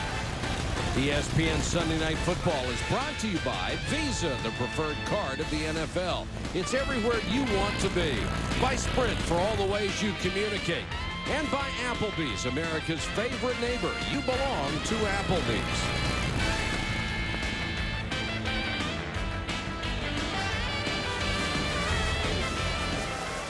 Steve Berline has only hit 3 of his last 8 passes. Fred Lane. Good, tough run by Fred Lane, and he'll have the first down. Boy, we've been talking about Blake Brockemeyer blocking on Bruce Smith, 78 on 78, and this has been going on all night, folks. Watch this block. Take Bruce Smith to the outside. Lane goes back to the inside. That is an attitude for an offensive line. Now they're blocking.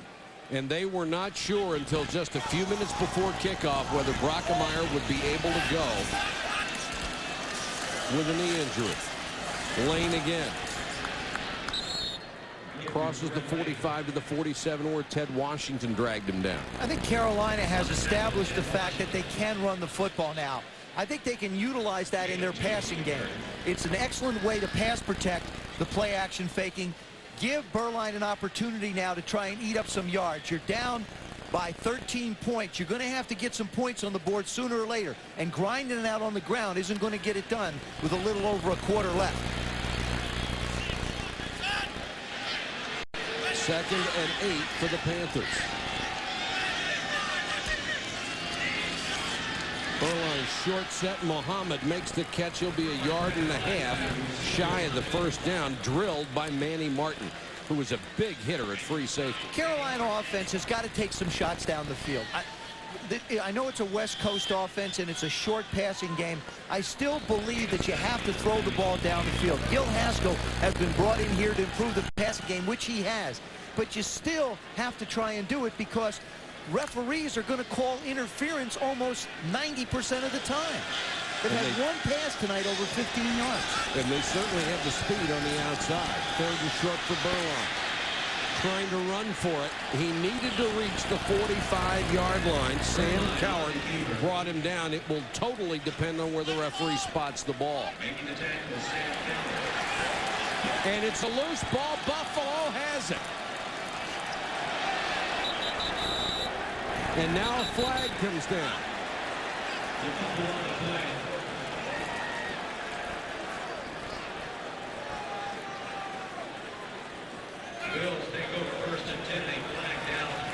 Berline tries to work himself up for the first down. The ball gets stripped out. That's a heck of a call. And here come the Bills. We have a personal foul. Number 67 of the offensive team. 15 yards. First down, Buffalo. Brian Stoltenberg, the starting center. It looked like Bruce Smith took the ball away from Berline on the way down.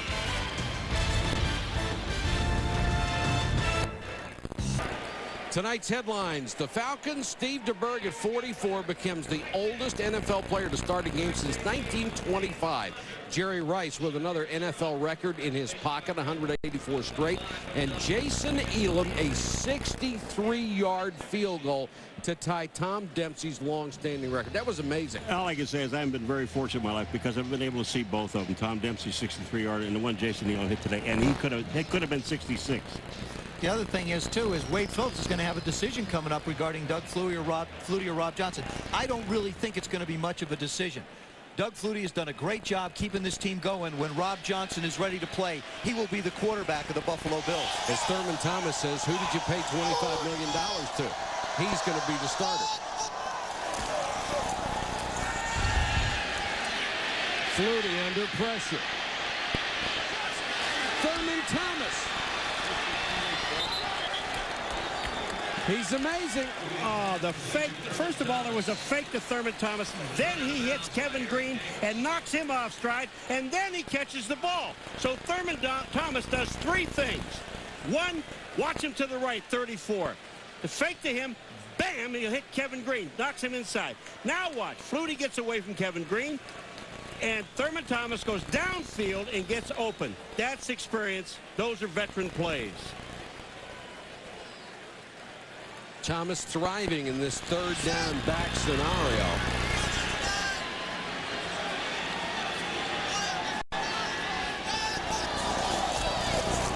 Sam Gash, the fullback.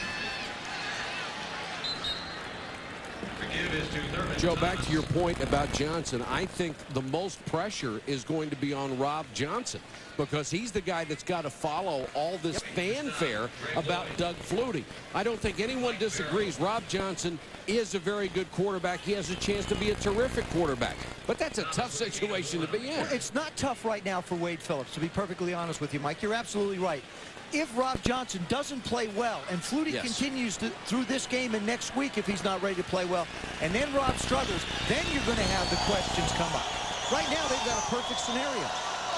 2nd and 9. Thurman Thomas, touchdown.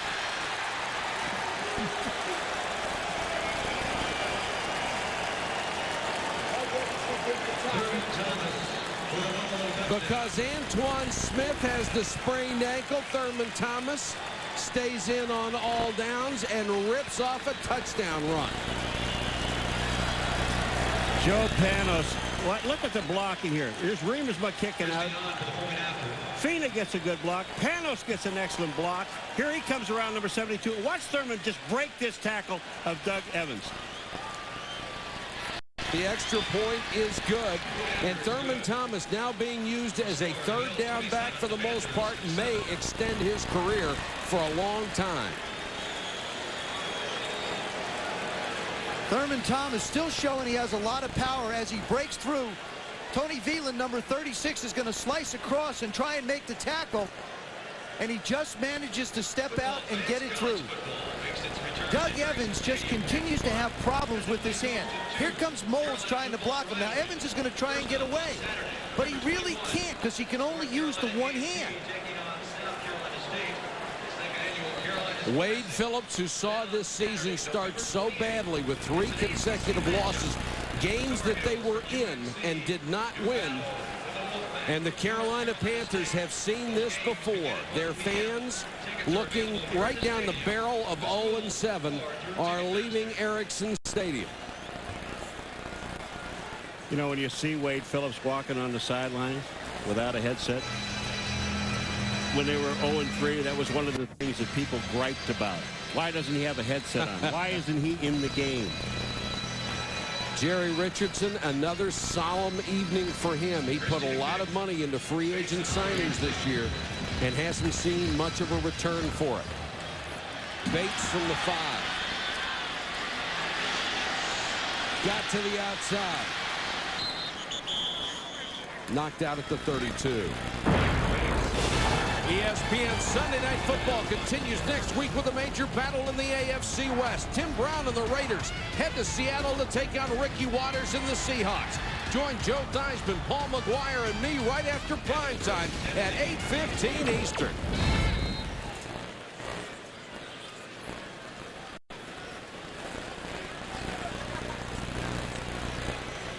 There's a fan who's not leaving. That wasn't a sculpture either. He was real. Furline throws incomplete on first down with only 20. That's an ugly looking stuff. How do you know he's real? I saw him move earlier. Well, he doesn't move. He hasn't moved. That could be like a new thing on that telex sign. It could be like an addition. Like, let us hop all over your work. We can get it done. I'll tell you, something like that. I'd find a more comfortable home than sitting on it. Maybe it's a good view of the game. 2nd and 10 with only 24 seconds to go, third quarter. Lane on the sweep behind Floyd. Floyd got a good block, and Lane is out of bounds. The frustration continuing to build for the Carolina Panthers because they have been so close.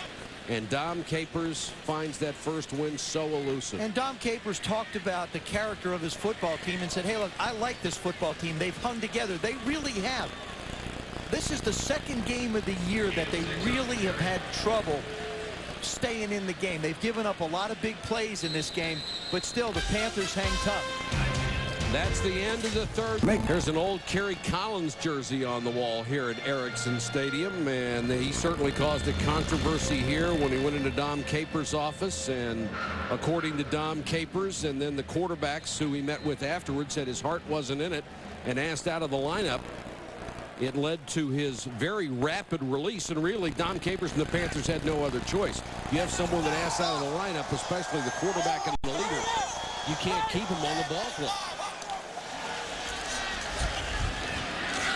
Burline in trouble. Hansen. Boy, did you see Hansen take him down ever so gently? Well, this is the type of situation you get into from a quarterback where now you know that the defensive line is going to tee you off. You just can't hold the ball a long time. And the other thing is they're going to drop 7 people back. They're just rushing 4. Everybody is covered. There isn't a place for Steve to go with the football. The Rockets all covered up. Got nowhere to go over there. Jackson's all over him. This is a good defense for the Buffalo Bills. Walter, the punt to Williams. Walter does a great job of hanging those so high. Williams fair catch at the 15. A 48-yard punt with no return. 14:21 to go in the game. Flutie and company up big. Our keynote speaker holds a PhD in... ESPN Sunday Night Football is brought to you by Midas for quality service. Visit your neighborhood Midas today. By Courtyard by Marriott, the hotel designed by business travelers. By AT&T, it's all within your reach. And by Saturn, a different kind of company, a different kind of car. And this is a different Buffalo Bills football team from September to October.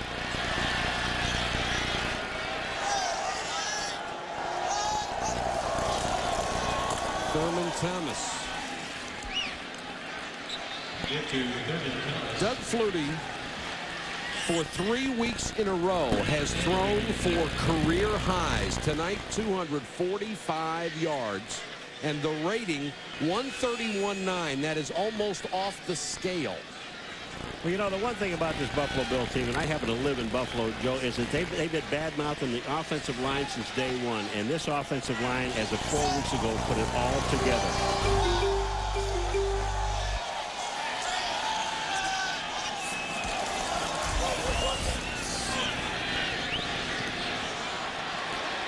Flutie completes it to Lonnie Johnson up to the 35-yard line. Play action provides you with such opportunities to be able to suck the linebackers up to the line of scrimmage, and it creates an automatic passing lane. Gash goes through, he turns inside. Lonnie Johnson is right outside, so that there's a perfect place for Doug Flutie to be able to make the release and throw the ball into. Here's the look from Doug's side. Who said what?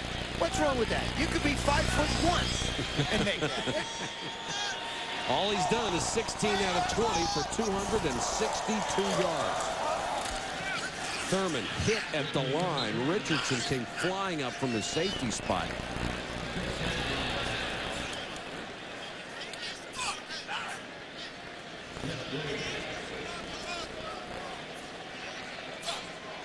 Well, you look at this. Look at what happens when Flutie's in there with the offensive line.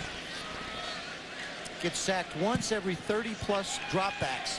And Johnson gets sacked almost one every 5. And see, Rob Johnson is a mobile quarterback. Yes, People don't understand. He played a lot earlier in the year when this offensive line was trying to come together, and I think he'll be a beneficiary of it when he comes back. Jonathan Linton is the new tailback, number 35. Flag is down, the pass complete to Quinn early. We'll check the penalty. But in all fairness, Rob Johnson on those sacks, I'll get to it in a second. Pass interference. Number 25 to the defense. Automatic first down. Jarek Davis. Almost half of those sacks, Joe, was when Rob Johnson ran out of bounds behind the line of scrimmage, which is called a sack. Which his offensive line really doesn't appreciate. No, they do not. They would prefer he throw it away somewhere. I mean, they give you that opportunity to throw it away. So you don't want to be running out of bounds behind the line, because the line don't appreciate that. 1st and 10 on the penalty.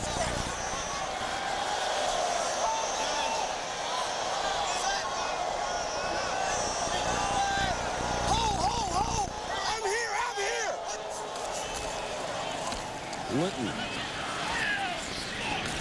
And Alexander forces him out of bounds. Let's go to Solomon Wilcott. Solomon? Yeah, Mike, the latest marketing tool to ride the wave of Flutie mania has been the sale of Flutie Flakes. They sold nearly 50,000 boxes over the course of a 2-week span. One store sold out its entire stock in one day. The product has become so popular, they put a limit to 1 box per customer. Now the proceeds will go to benefit the Doug Flutie Jr. Foundation for Autism. His son was born with autism 3 years ago. He and his wife, Lori, well, it's been a fight for them to really sell this product, but they've done really well. And at Bristol University, that's what we have, 3 meals a day. Flutie, shot puts this one out, complete. Sam Gash will have another first down. This is the rolling left version of the jump pass. We've now added one other little element to the Doug Flutie highlight package, which by the time he's done, we'll have an hour special on what Doug Flutie can and cannot do. Here comes the bootleg again. Look at the linebackers flow. Now watch this. Little jump in the air, flick the ball out, and make it happen. He has been able to take his physical size and make it work for him for such a long period of time. Both in Chicago and New England before, he was stuck in Neanderthal offenses. This one takes advantages of his ability to move around. Linton getting some rare work. Got down to the 46. Now, Paul, having been a longtime Buffalo resident, the fans are, even though they may not understand the football aspect of it, putting Rob Johnson back in as the quarterback, emotionally they are attached to Doug Flutie. What's going to happen? Well, I think Flutie has sold it to the fans, because Flutie, everything he's ever said to the fans is, I am the backup quarterback. So he's really trying not to cause a controversy. Obviously, the fans want to see this guy play. But if you look at Rob Johnson's numbers, he's a 63% passer. That's right. So, I mean, it's not that you got a bad guy going in there. And it's not a dissimilar situation to what they have in Minnesota. Randall Cunningham has been absolutely spectacular. But again, Dennis Green has made the statement up there. When Brad Johnson is healthy, he's going to go back in and play. And I got to believe that both for Dennis Green up in Minnesota and for Wade Phillips in Buffalo, it's got to be an economic decision as well. And for both, you're talking quarterback of the future, not just the present. Right. Coming up next, Sports Center, Dan Patrick and Kenny Mayne will get you caught up on the day in sports. The top stories, of course, the NFL highlights. Terrell Davis over 1,000 yards. What a remarkable achievement. And Jason Elam crushes a 63-yard field goal for a record. Followed by NFL Primetime. Chris Berman, Tom Jackson with all the highlights of all the day's games. Buffalo working on a time-consuming drive here in the fourth quarter. Listen. 40, 35, 25. Had Brent Alexander as a passenger for the last 15.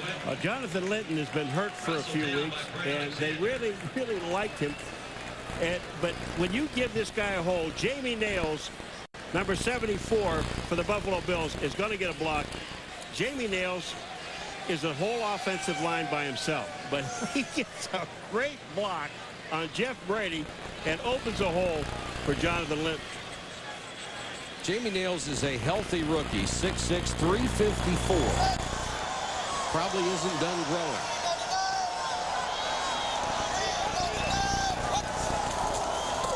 Linton again. And with this win, the Buffalo Bills, who many thought were dead at 0-3, are going to tie for second place in the AFC East, and they get Miami at home next week, a chance to tie for first. Well, Ralph Wilson's football team over the next 5 weeks plays all divisional opponents. They're going to wind up playing in the AFC East for the next month. So a lot of what this team is going to be able to do will be determined in the month of November. Second and 9.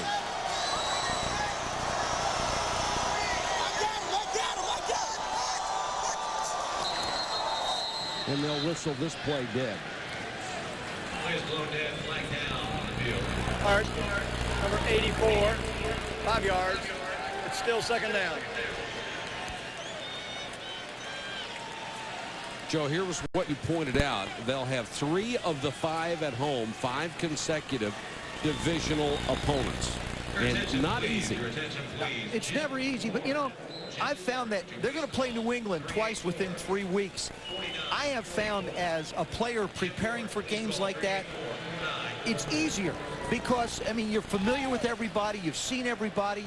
It makes it a little easier on the coaches to prepare everybody. And, you know, these are teams that this football team has seen a lot of. This drive has already eaten up 6:13 off the fourth quarter clock. This is exactly what they wanted. Nice move by Linton to cut it outside. And gets down near the 26-yard line. Well, you're watching an offensive line at work, and Reuben Brown came in yesterday to talk to us, and we asked him, you know, what has made the biggest difference in this offensive line? Why have you guys finally turned this thing around? Carl Mock. Yep. He's talking about the offensive line coach. He said Carl Mock taught us how to look at game films, how to prepare for a game, how to study, how to get yourself mentally ready. And also, when you look at the years of experience, you know, Fina's at 7 years, Brown's at 4, Ziegler's at 3, Panos is at 5, Ostrowski's at 5. This is a team that has a chance to grow together, like the former Buffalo Bill offensive line of the championship years. 3rd and 10. They'll give it to Linton. The flag is down as Barrow makes the tackle at the 22. And this will come back on a holding call. Holding, number 85 of the offense, 10 yards. Repeat 3rd down. Reamersma, the tight end from Michigan.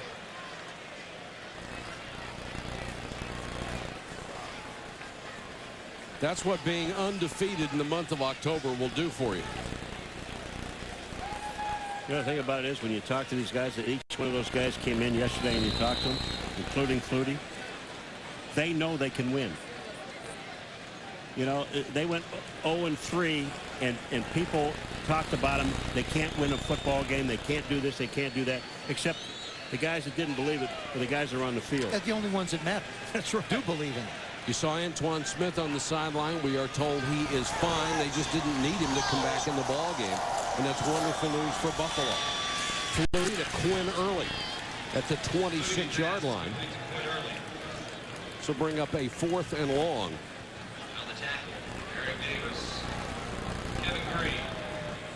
But again, Flutie makes a throw to get him in field goal position. He has such total command and understanding of the game of football.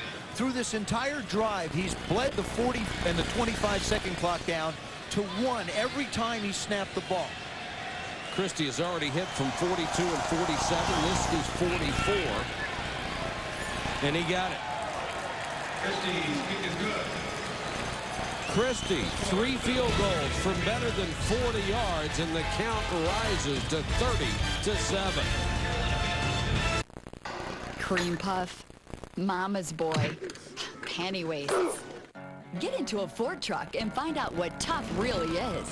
Right now, get the best-selling F-Series for low 1.9 APR financing for up to 36 months. Or enjoy some thrills in Ranger with low 0.9 APR financing for up to 48 months. Plus, that's right, plus $1,000 cash back. Come into your local Ford dealer and get into the only trucks built Ford tough. We make big bank checking little bank smart. One tiny fee.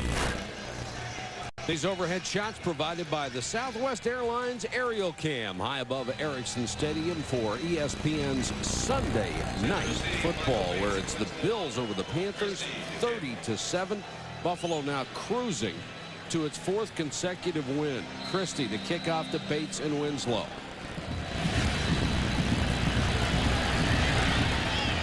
Bates from the 1.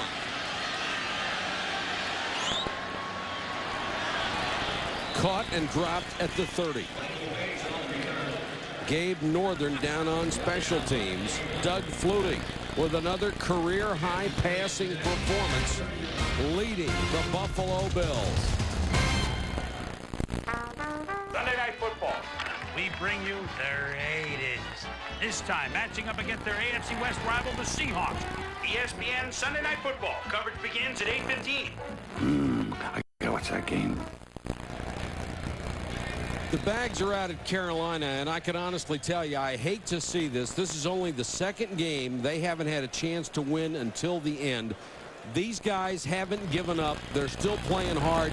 There's plenty of teams in this country that are getting shellacked every week that deserve the bags a lot more than the Carolina Panthers. These guys have really worked hard and tried hard. It just hasn't turned out for them. There's Jerry Richardson. You know how frustrated he's got to be. The gentleman to his left is Lamar Lathan. Of course, you know how frustrated he has to be as well, being gone for the year. Illegal use of hands to the face, number 78, 10 yards. Repeat 1st down. That's Brockermeyer, who has had a wonderful game against the future Hall of Famer Bruce Smith. Well, that time Bruce Smith had him beat to the inside, and he had to grab him. Only 5:37 to go in the ball game. It is all Buffalo. The Panthers are falling to 0-7.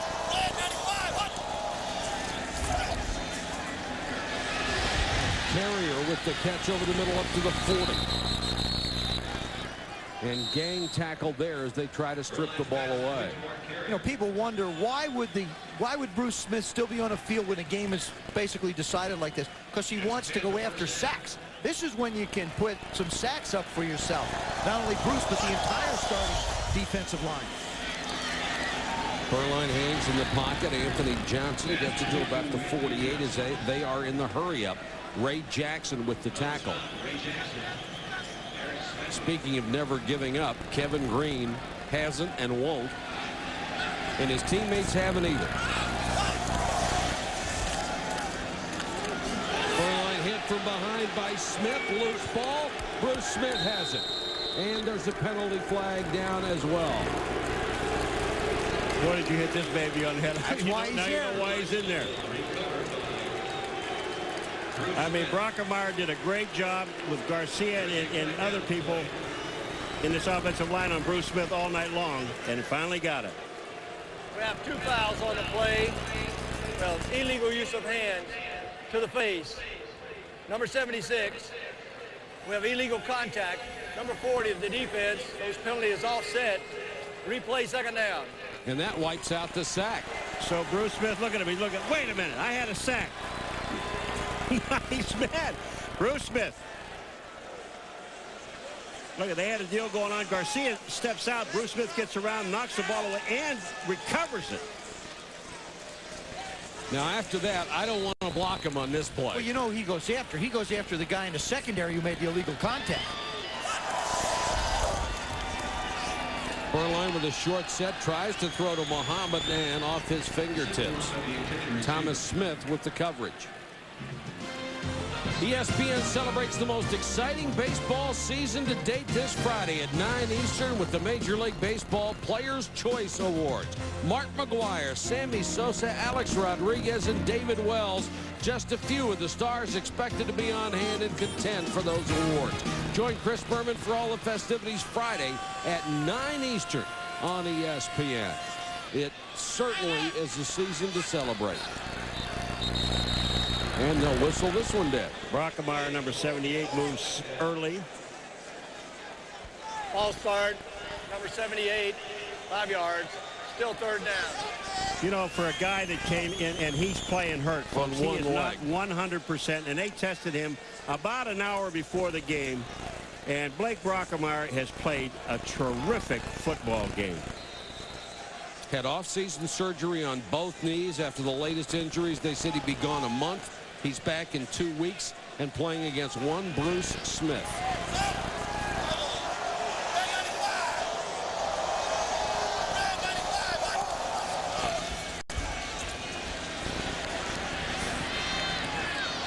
Beuerlein throws behind Carrier.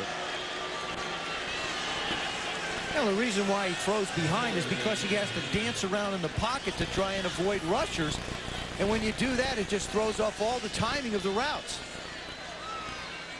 This is one time. I know you enjoyed playing quarterback. Yep. But this is one time in a ball game that you don't want to play quarterback. When they just tee off, they could care less about what you're doing or what you're looking at. But more importantly than that, you look at the scoreboard. That's why I don't want to be out there at this time. Oh, they moved again. Movement by Davids Garrido. And you can understand the lack of concentration that's going on right now at this point. Well, they call it on Garcia, the left guard, but Davids Garrido obviously moved as well. Oh, take a choice. Take a choice. Nightmare is correct. 0-7 from a team that was in the NFC Championship game 2 years ago. Beuerlein to Carrier. Mark Carrier inside the 15-yard line. That time Steve Beuerlein had just a little bit of time to be able to drop back in a pocket, set, and throw the football.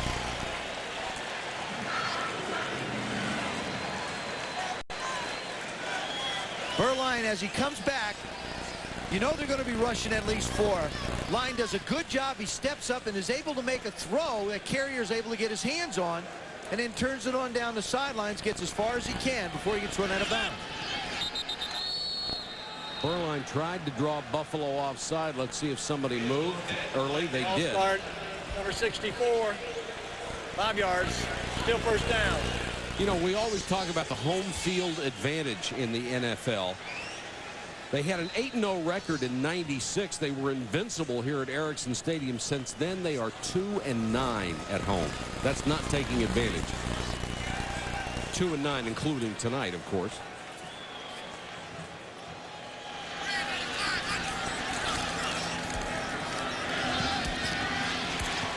Carrier again, and got out of bounds at the 15. I mean, that was excellent coverage by Eric Smedley. You can't cover it any better than that.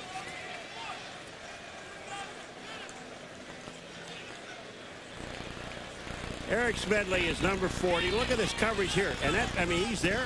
Great catch, good throw. Every one of these receivers catches the ball with their hands. They really, really work on getting themselves in a position to make a play with their hands.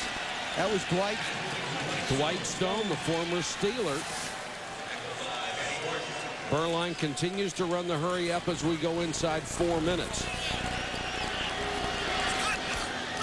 Another 4 wide receiver set. Berline flushed and throws it away. Carrier the closest one to it. Kevin Green is looking up at that scoreboard. He's looking up at the clock. He had 6 sacks in a row coming in for just this season. Had a chance at 10. 3 from last consecutive games we're talking about. 6 sacks in consecutive games this year, 3 last year. He had a chance to go to 10, and just look at the clock, knowing to score. When Buffalo gets the ball, they're going to run. Simon Fletcher was the guy that had the record 10 games in a row with a sack, and he did it twice. Never went to the Pro Bowl. Berline with a pump fake. Muhammad. Smith got a hand on it. Like Thomas Smith all night has been so close to being able to make plays. And you know, you hate to keep harping on a point, but Thomas Smith does not have a hand in a cast. Doug Evans is this type of a corner. He's a big guy. Now watch him. Just in a second, looks up. As soon as he reaches his hand up, he pulls that right arm away so that he can't make a play on the ball. If you can't get to the ball, get this the receiver's hands away or arm away as quickly as you can. Doug Evans can't do that with a cast on his hand. 3rd down. Berline. Carrier, touchdown.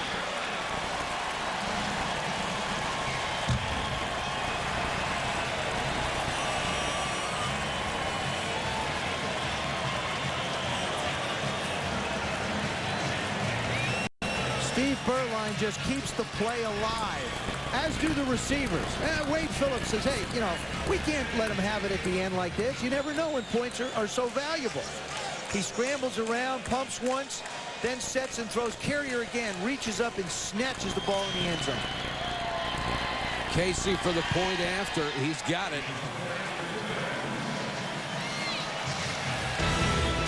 30-14. Buffalo over the Panthers. These overhead shots provided by the Southwest Airlines Aerial Cam high above Ericsson Stadium for ESPN's Sunday Night Football. Carolina preparing for the onside kick.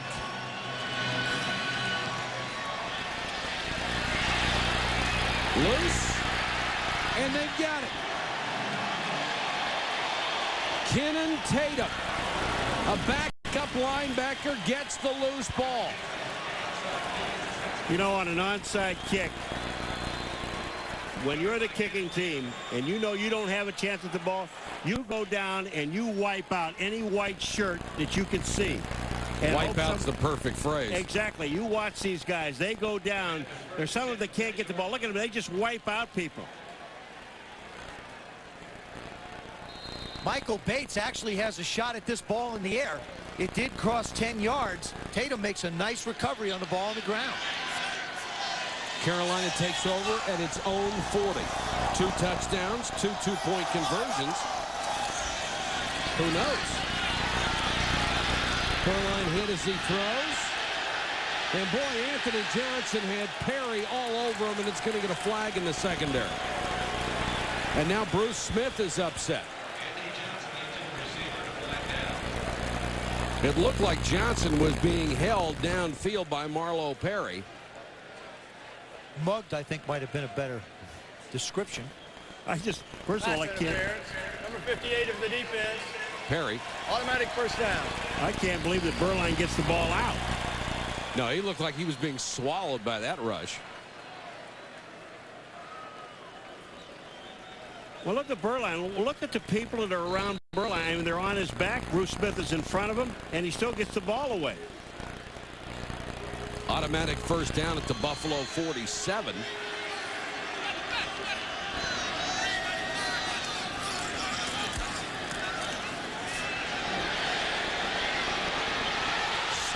Couldn't hold it. On his fingertips. Holy cow, what a throw. And that's really only the second time that they've gone down the field all night. But, you know, and it comes at a time when you say, well, the score seems to be out of hand. Any time is fine. There goes the move, the outside receiver, number 80, Stone. He just accelerates. Now watch at the end. Just can't quite catch up to it. You can't throw a ball any better than that. Let him extend, tries to catch the back end of it, couldn't quite hold on. 2nd and 10 for Carolina. Berline with all day to throw. Carrier couldn't hold on, and Greer reached in, got a hand on it, wouldn't let him catch it. Well, I just love the way Carrier reaches up and goes after the ball. He does not allow the ball to get to him. He goes out and attacks the ball when he tries to catch it. I'll tell you another guy you better give an awful lot of credit to is Berline. He has taken a beating. They are just nailing him. There he is again, getting pounded. Watch this. He reaches out, makes the catch, or what we thought was a catch. Now 3rd and 10.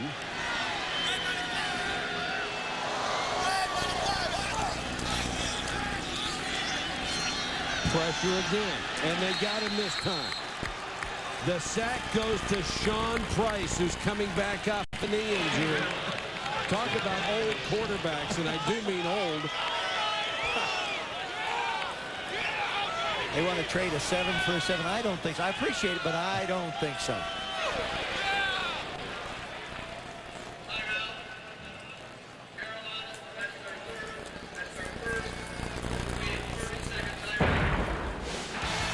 NFL's best pregame show Sunday. NFL Countdown every week at 11 a.m. Eastern. Join Chris Berman and the faculty at Bristol University for the only 2-hour pregame show in football. Then at 7:30, all the highlights on prime time. He goes nothing. He sees nothing. You did get to keep that cap, didn't you? Yep. Golf, you see next time we play golf. That was a beauty. Well, you'll just, you'll have to live with it for about 4 hours on a golf course. Obviously, they're in 4-down territory. They'll go for it on 4th and 13 here. First 2 passes of this series, one was nearly a 45-yard completion. The other nearly a completion for the first down over the middle. Some of the fans still hanging around.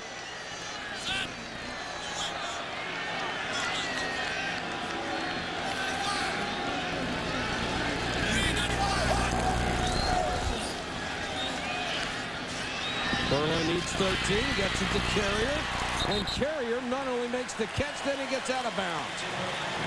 Heck of a play. Mike, you talked about the, over the last couple of years, one of the problems that they had with this football team was they let Carrier go a year ago. Now they brought him back. Well, I'll tell you one thing that they found tonight is their offensive line is blocking on passes. Watch Brockemeyer, 78, still fighting Bruce Smith, knowing that it's a straight pass rush, but he gets him to the outside. Carrier continues to work. He was somebody they let go and brought back. They wanted to get rid of their wide receivers, bring in some youth and speed, and I think that was the beginning of the problems that they had on offense. 5 catches, 100 yards for Carrier. The Rocket can't hold it. Is it intercepted? It is. Picked off in the end zone by Ray Jackson on the tip. Berline thought he had a touchdown. Instead, it's a pick. Manny Martin does a fabulous job of getting there and keeping the ball alive so that Jackson can wind up making the play. You see Jackson up against the rocket. Now he's trailing him. Watch from the left part of your screen. That's Manny Martin who comes in. What a terrific job by Jackson, picking it off his shoe tops. Berline tries to get this thing in. Martin tips it up. Jackson puts it away. Now only 2:51 to go. And a steady dose of Jonathan Linton coming, the tailback. Carolina has just used its second timeout.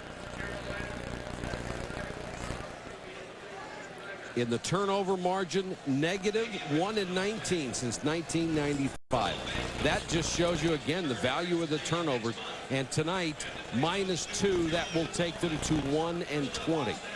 It's one of the things that Dom Capers stresses on his football team. We have to protect the ball. They don't have big play people on this offense. So it's a team that relies on its defense to play solid, its offense not to turn the ball over, and if they need so, to have their kicker win it at the end. And they just have not been able to protect the ball to be able to win games at any time. Steve Berline's face says it all, doesn't it? He is a warrior. I'll tell you what, he played a heck of a football game. And again, I'm going back one more time. Their offensive line, Carolina, did a great job.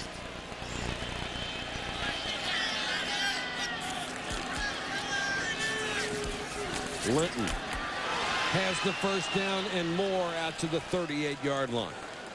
Damian Richardson make the tackle. And speaking of offensive lines, as you pointed out earlier, Buffalo's offensive line was roundly criticized when the season started.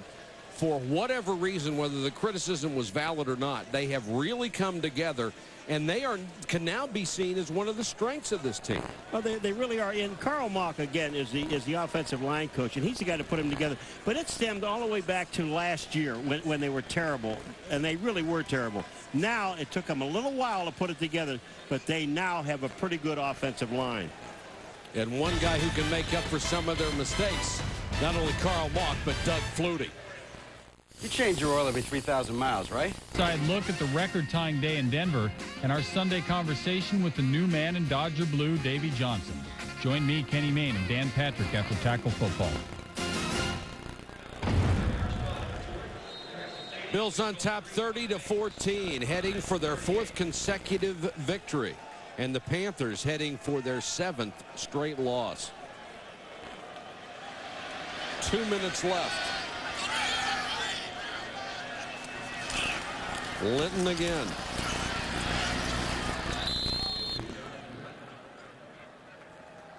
For up-to-date scores, stats, and analysis on all of the NFL action, log on to ESPN.com and log on to NFL.com, where for the first time you can vote via the internet to help select the 1999 Pro Bowl team. What a great job by Brockermeyer. Bad knee and all, back 2 weeks early. And he really shut down one of the legends of the game, Bruce Smith. 116 and counting for the Bills. Linton again. You know, Mike, Doug Flutie does so many little things that make him a special quarterback. Just the simple thing of taking a snap, for example. Watch the pressure on his hand. As he moves his foot forward, which a lot of people do, you see how he stays in constant contact with the center, but look at the job that the center does, bringing the ball up, and it's perfect. The laces are perfect right there on his hand, so he doesn't have to spin it around and make a throw. Dusty Ziegler, the center. Those are just the little things that I think make him a very special quarterback. I'm so happy and thrilled to see Doug Flutie being given the opportunity, and a lot of credit has to go to A.J. Smith of the Buffalo Bills, who's their personnel director, pro personnel director. He believed in Doug Flutie, and it's really paid off. So far this year, Flutie has had fewer drives, more touchdowns, and more points than his counterpart at quarterback, Rob Johnson. You're keeping this Rob Johnson thing alive, aren't you? Not me. I'll tell you, in about a week, it's fixing to get really alive. Yep. I'm here, I'm here, I'm here. Linton again on 3rd and 6. I liked what Doug Flutie had to say regarding his role on this football team. He said that now what I've been able to do is give Rob Johnson a chance to take the full time he needs to heal and come back 100% healthy and be ready to lead this football team. He really understands what he has to do for this football team.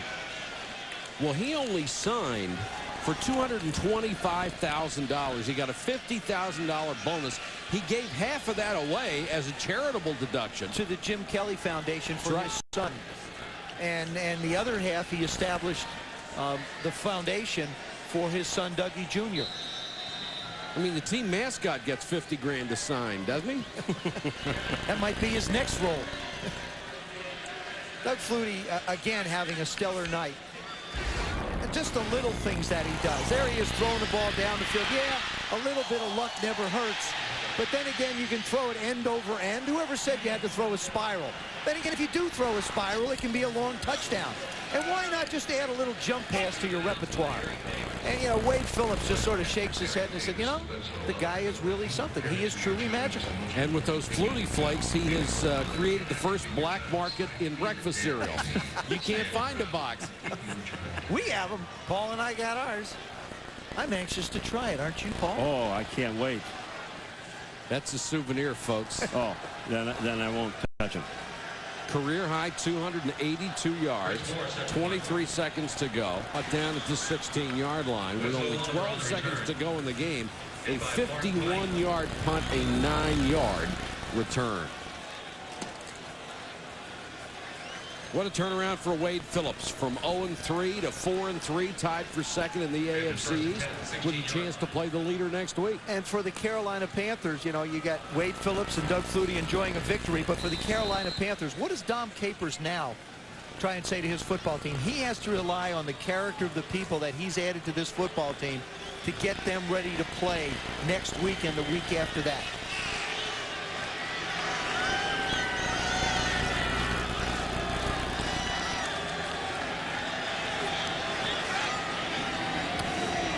Burline throws, and the Rocket,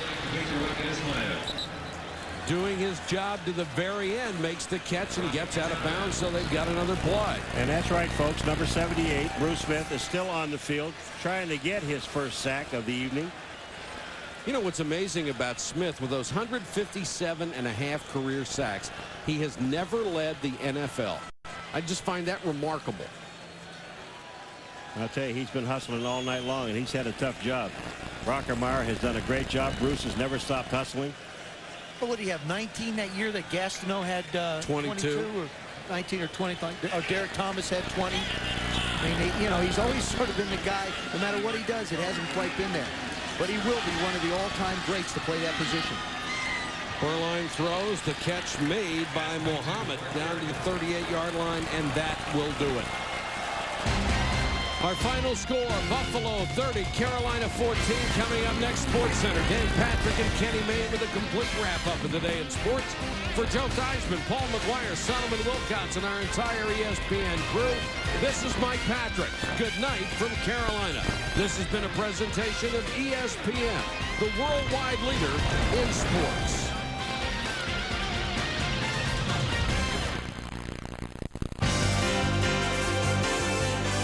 ESPN thanks you for watching this presentation of the National Football League.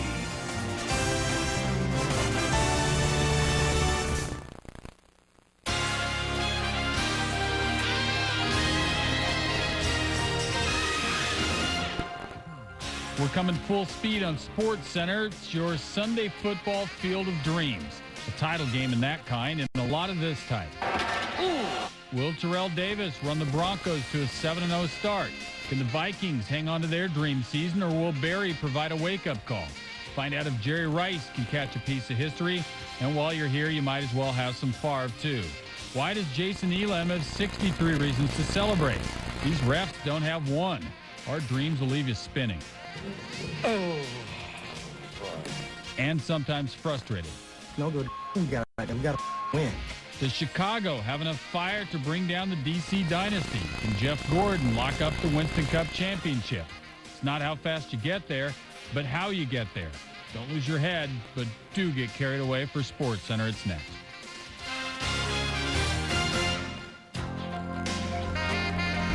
Greetings. Welcome to SportsCenter. Surgically attached to Kenny Mayne, I'm Dan Patrick. It's a good thing. At this point, Jeff Gordon's car would have to be stolen for him to lose the title. The MLS has a champion. Is it a new one? And what lengths did the Broncos go to in order to beat Jacksonville? Denver bringing out the motivational tools, trying to stay perfect. The Broncos will always remember January 25th, 1998, the date of their Super Bowl triumph over the Packers. The Broncos will never forget January 4th, 1997.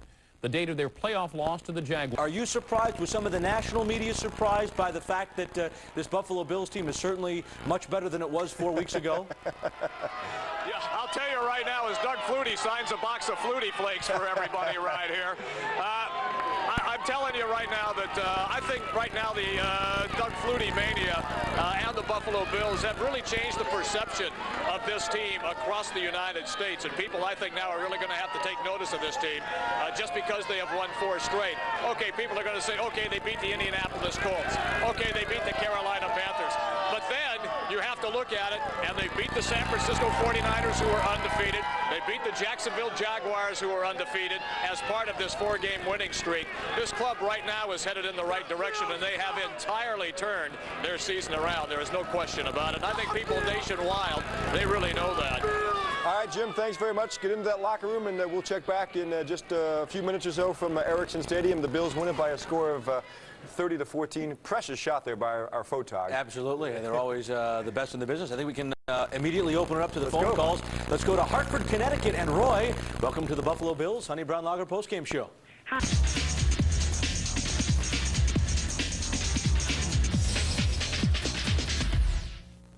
The Buffalo Bills go to battle, ready to fight. That's right. The Bills get the win tonight, 30-14. They beat the Carolina Panthers. Want to take you right out to Ericsson Stadium in Charlotte. John Murphy standing by with a special guest. Go ahead, Murphy. All right, John, thanks very much. You can tell some Bills fans here hanging out, and Bills played a good all-around game today, got business done with a 30-14 win over Carolina. Joining us, one of the key players, made a key play, Bills safety Henry Jones. Henry, obviously Carolina has some pretty dangerous receivers, but you guys did a good job of shutting them down tonight. Yeah, we knew coming in that every game in the NFL is going to be a tough, hard battle, and you got to go out and earn your victories. That's one thing we did learn from Marv. So they have some talent, and I think we rose to the occasion and stepped up and played a big game. Big play at the end of the first half, Carolina driving, and you came up with really a good athletic pick down in this end zone right over here. Can you talk about that play? Yeah, I mean, they were really driving the field, and somebody really needed to make a play, and I happened to be the guy. I mean, it was a man-to-man coverage, about the 10-yard line, and he tried to get inside of me, and I was able to adjust and make the pick. So, you know, it was a really big play, and, you know, they were driving. Somebody had to step up, and I had to be the one. You know, if you guys wanted to play, obviously you did want to play for first place, to share first place next week. You really had to take care of business here tonight, and you did that, didn't you? Absolutely. It's that time of the season where this really starts to get to the grind. It's the middle of the season. This was a road game against a non-divisional opponent. We just had to come out and play our game, play as hard as we can, and come out with a victory, and we did it. It was an all-around team effort tonight. Henry, thanks very much. Bills safety Henry Jones with a key interception late in the first half. We're going to be back here in a moment to talk with another key member of the Buffalo secondary, Thomas Smith, but for now, we'll send it back to John Burton in the studio. John? All right, Murph will do the highlights now. Doug Flutie, little man, big story since leading the Bills to a comeback win over the Jaguars last week. The former Heisman Trophy winner has been the talk of the town. No, make that the nation. Flutie and the Bills looking for 4 wins in a row at Carolina. Rob Johnson, Wade Phillips looking on first quarter, first drive for the Bills. Flutie looking for Eric Moulds. Doug Evans has the interception, but he can't hang on. Moulds, great concentration and a great catch for the touchdown. Take another look. Moulds stays with it, makes the catch, 7-0 Bills. 10-0 Bills in the second. William Floyd gets in from the 1-yard line, cuts the lead to 10-7. Later in the second, Flutie cranking up the arm again, deep in his own end. Watch the beautiful rainbow to Eric Moulds as he beats Doug Evans, and Moulds is gone. 82 yards for the touchdown. Buffalo on top in this game, 17-7. Late in the second, Steve Berline, the play you just saw by the man you just heard from. Henry Jones, the pickoff in the end zone, 17-7 Bills at the half. In the third quarter, Flutie scrambling, running for a first down. He can do it all, folks. And Dom Capers just couldn't figure out what to do against Doug Flutie and the Bills. Led to a field goal, 20-7 Bills. Later in the third, Flutie scrambling, dumping it off to Thurman Thomas. Great play as he gets the first down inside the 20-yard line. 2 plays later, Thurman on the handoff. Nice block from Joe Panos. Breaks a tackle, and he's gone. Touchdown, 18 yards. Bills win 30-14. That is their 4th win in a row. They're now 4-3. They've won 4 straight. Let's head back to Erickson Stadium now. Eyewitness Sports Director John Murphy standing by with another special guest. John. Thanks, John. It's a big night for the defensive backs as the Bills really held Carolina in check. They only got 14 points. And joining us, cornerback Thomas Smith, who had a triumphant homecoming. And Thomas, they're not afraid to go after you. They threw the ball to your side a few times. No doubt. It was a very exciting game. All the DBs played well, including myself. And, yeah, they really came at me early. And, you know, I competed hard and made some plays on the ball. But once again, it didn't get the interception, but played well, and we got the team win. You know, Carolina made a little run at the end there, but really you guys got a good pass rush in contrast to some earlier games in fourth quarter when the teams got back into it. I thought the guys up front got a lot of good pressure on Berline tonight, huh? Yes, I think the defense sucked it up. We have been giving up a lot of yards in the fourth quarter, especially when the game was in hand. And, you know, we sucked it up. The front came after Berline and really got after him. And, you know, did a good job, took a little pressure off us because early in the game we were just running around out there. Hey, now, of course, the big game for first place next week in Orchard Park. The Dolphins come in. You get a share of first place if you can beat them. And, you know, your team defense anyway, did a pretty good job against Miami back in week 2. Yes, it's actually a very important game coming up, battle for first. And, you know, we played well out there except for a couple series right before the half when they tied the game up. But, you know, we're at home now, and, you know, this team is on a roll. And so we're just going to come in and play hard and compete and do things necessary to get in first place. Thanks, Thomas. Thomas Smith of the Bills with a homecoming. He grew up nearby here and had all kinds of family here to watch the Bills win 30-14. The Bills' 4th straight win, their longest win streak in just about 2 years. Incredible numbers for Doug Flutie again. 18 of 22, 282 yards passing, 2 touchdowns, 1 interception, and it's likely he'll start next week in that huge game against the Dolphins. Reporting live from Erickson Stadium in Charlotte, North Carolina, I'm John Murphy. Let's send it back to John Burton. Let the quarterback controversy begin, Murph. That's right. Absolutely. You got it. Great job. Bills, no doubt, keeping their eyes on today's game between the Dolphins and Patriots. The winner would earn sole possession of first place, in the AFC East. I'm so excited I can't even talk. Dan Marino, a tough day. Not much offense from either team today. This is one of 3 interceptions thrown by Marino. Larry Wiggum making the pick right there for New England. Drew Bledsoe, tough day as well. He was pressured and harassed and knocked around by the Miami defense all day. Battle of field goals. We're in overtime. He gives you a problem. Speaking from a defensive standpoint, he gives you a problem because if you keep him in the pocket, he can hurt you throwing the ball out of the pocket. If he gets out of the pocket on you, though, he can hurt you scrambling around throwing it. So, you know, it's hard to know what to do against him. Is it truly a luxury to have Flutie because you allow Rob to, you know? Well, it's great. Yeah, it's great to have him. I mean, it's I don't know if it's a luxury. It's great. It's great that we have Doug because. You know, I don't know where we would have been. I think Alex would have done a good job, but certainly Doug's, you know, helped us win, if not been the player of the game in 2 of the 3 games at least. Is that the most complete game you've played from start to finish in all phases? Well, yeah. I mean, we've had every game has been, you know, less than 7 points. So I mean, this game we controlled more of the game overall. The first drive was certainly big to set the tone, and you know, I just thought we played well overall. Light injuries? Yeah. Antoine Smith rolled his ankle. I think he could have come back in the game. We played Jonathan Lennon, who we wanted to play anyway, and he did well. Sam Rogers? Sam Rogers pulled a hamstring, I think, so it may be a while on him. But those are the only injuries I know of right now. Well, you're going into a 5-game stretch now against division opponents. Going in with a 4-game streak, that must feel good. Well, it feels good to, you know, to win the 4th one in a row and you know, get out of a hole that we put ourselves in. And you know, we're looking forward to the next one. Once it comes, we're going to enjoy this one, but we're looking forward to the next one. Could you talk about your play as a whole of these last few weeks here? Well, we played. You know, we played pretty well the first 3 games. You know, we lost 2 of them on the last play, and you know, we made a step up though. The last 4 games we've continually gotten better, I think, and that's made a difference. We're able to win the last 3 previous to this one, and then this one was a real solid game for us, especially on the road, and you know, Sunday night, and I thought Carolina really, you know, they came out after us, so. I was impressed with them because they, you know, at 0-6, you could fold your tent, so to speak, but I didn't think they did. I think they really came after us. If Doug Flutie wasn't the story of the year, Eric Mould would have to be up there. He continues to get better. The first touchdown, did you get a feeling that it was going to be your night when he made that play? Well, of course, he set it up with a great catch and a great throw, too. Doug made a great throw, and he made a great catch, and that set it up. And Eric is continuing to play well.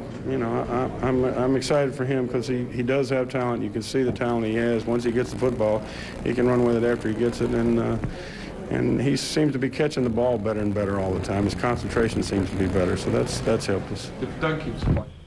All right, Wade Phillips live in Charlotte, North Carolina, and our Stu Boyer there pumping him with those good, tough questions. We'll be going back to Stu in just a little bit. Let's recap some of the highlights of that first half, and the Bills getting off to the strong start, led by, who else? Doug Flutie. Flutie to Eric Moles in the early going, and Moles with a terrific catch goes out of bounds. That's a 31-yard gain. He beats Doug Evans trying to play with a broken hand. The Bills would take advantage of that. And then Flutie gets a little bit of a break.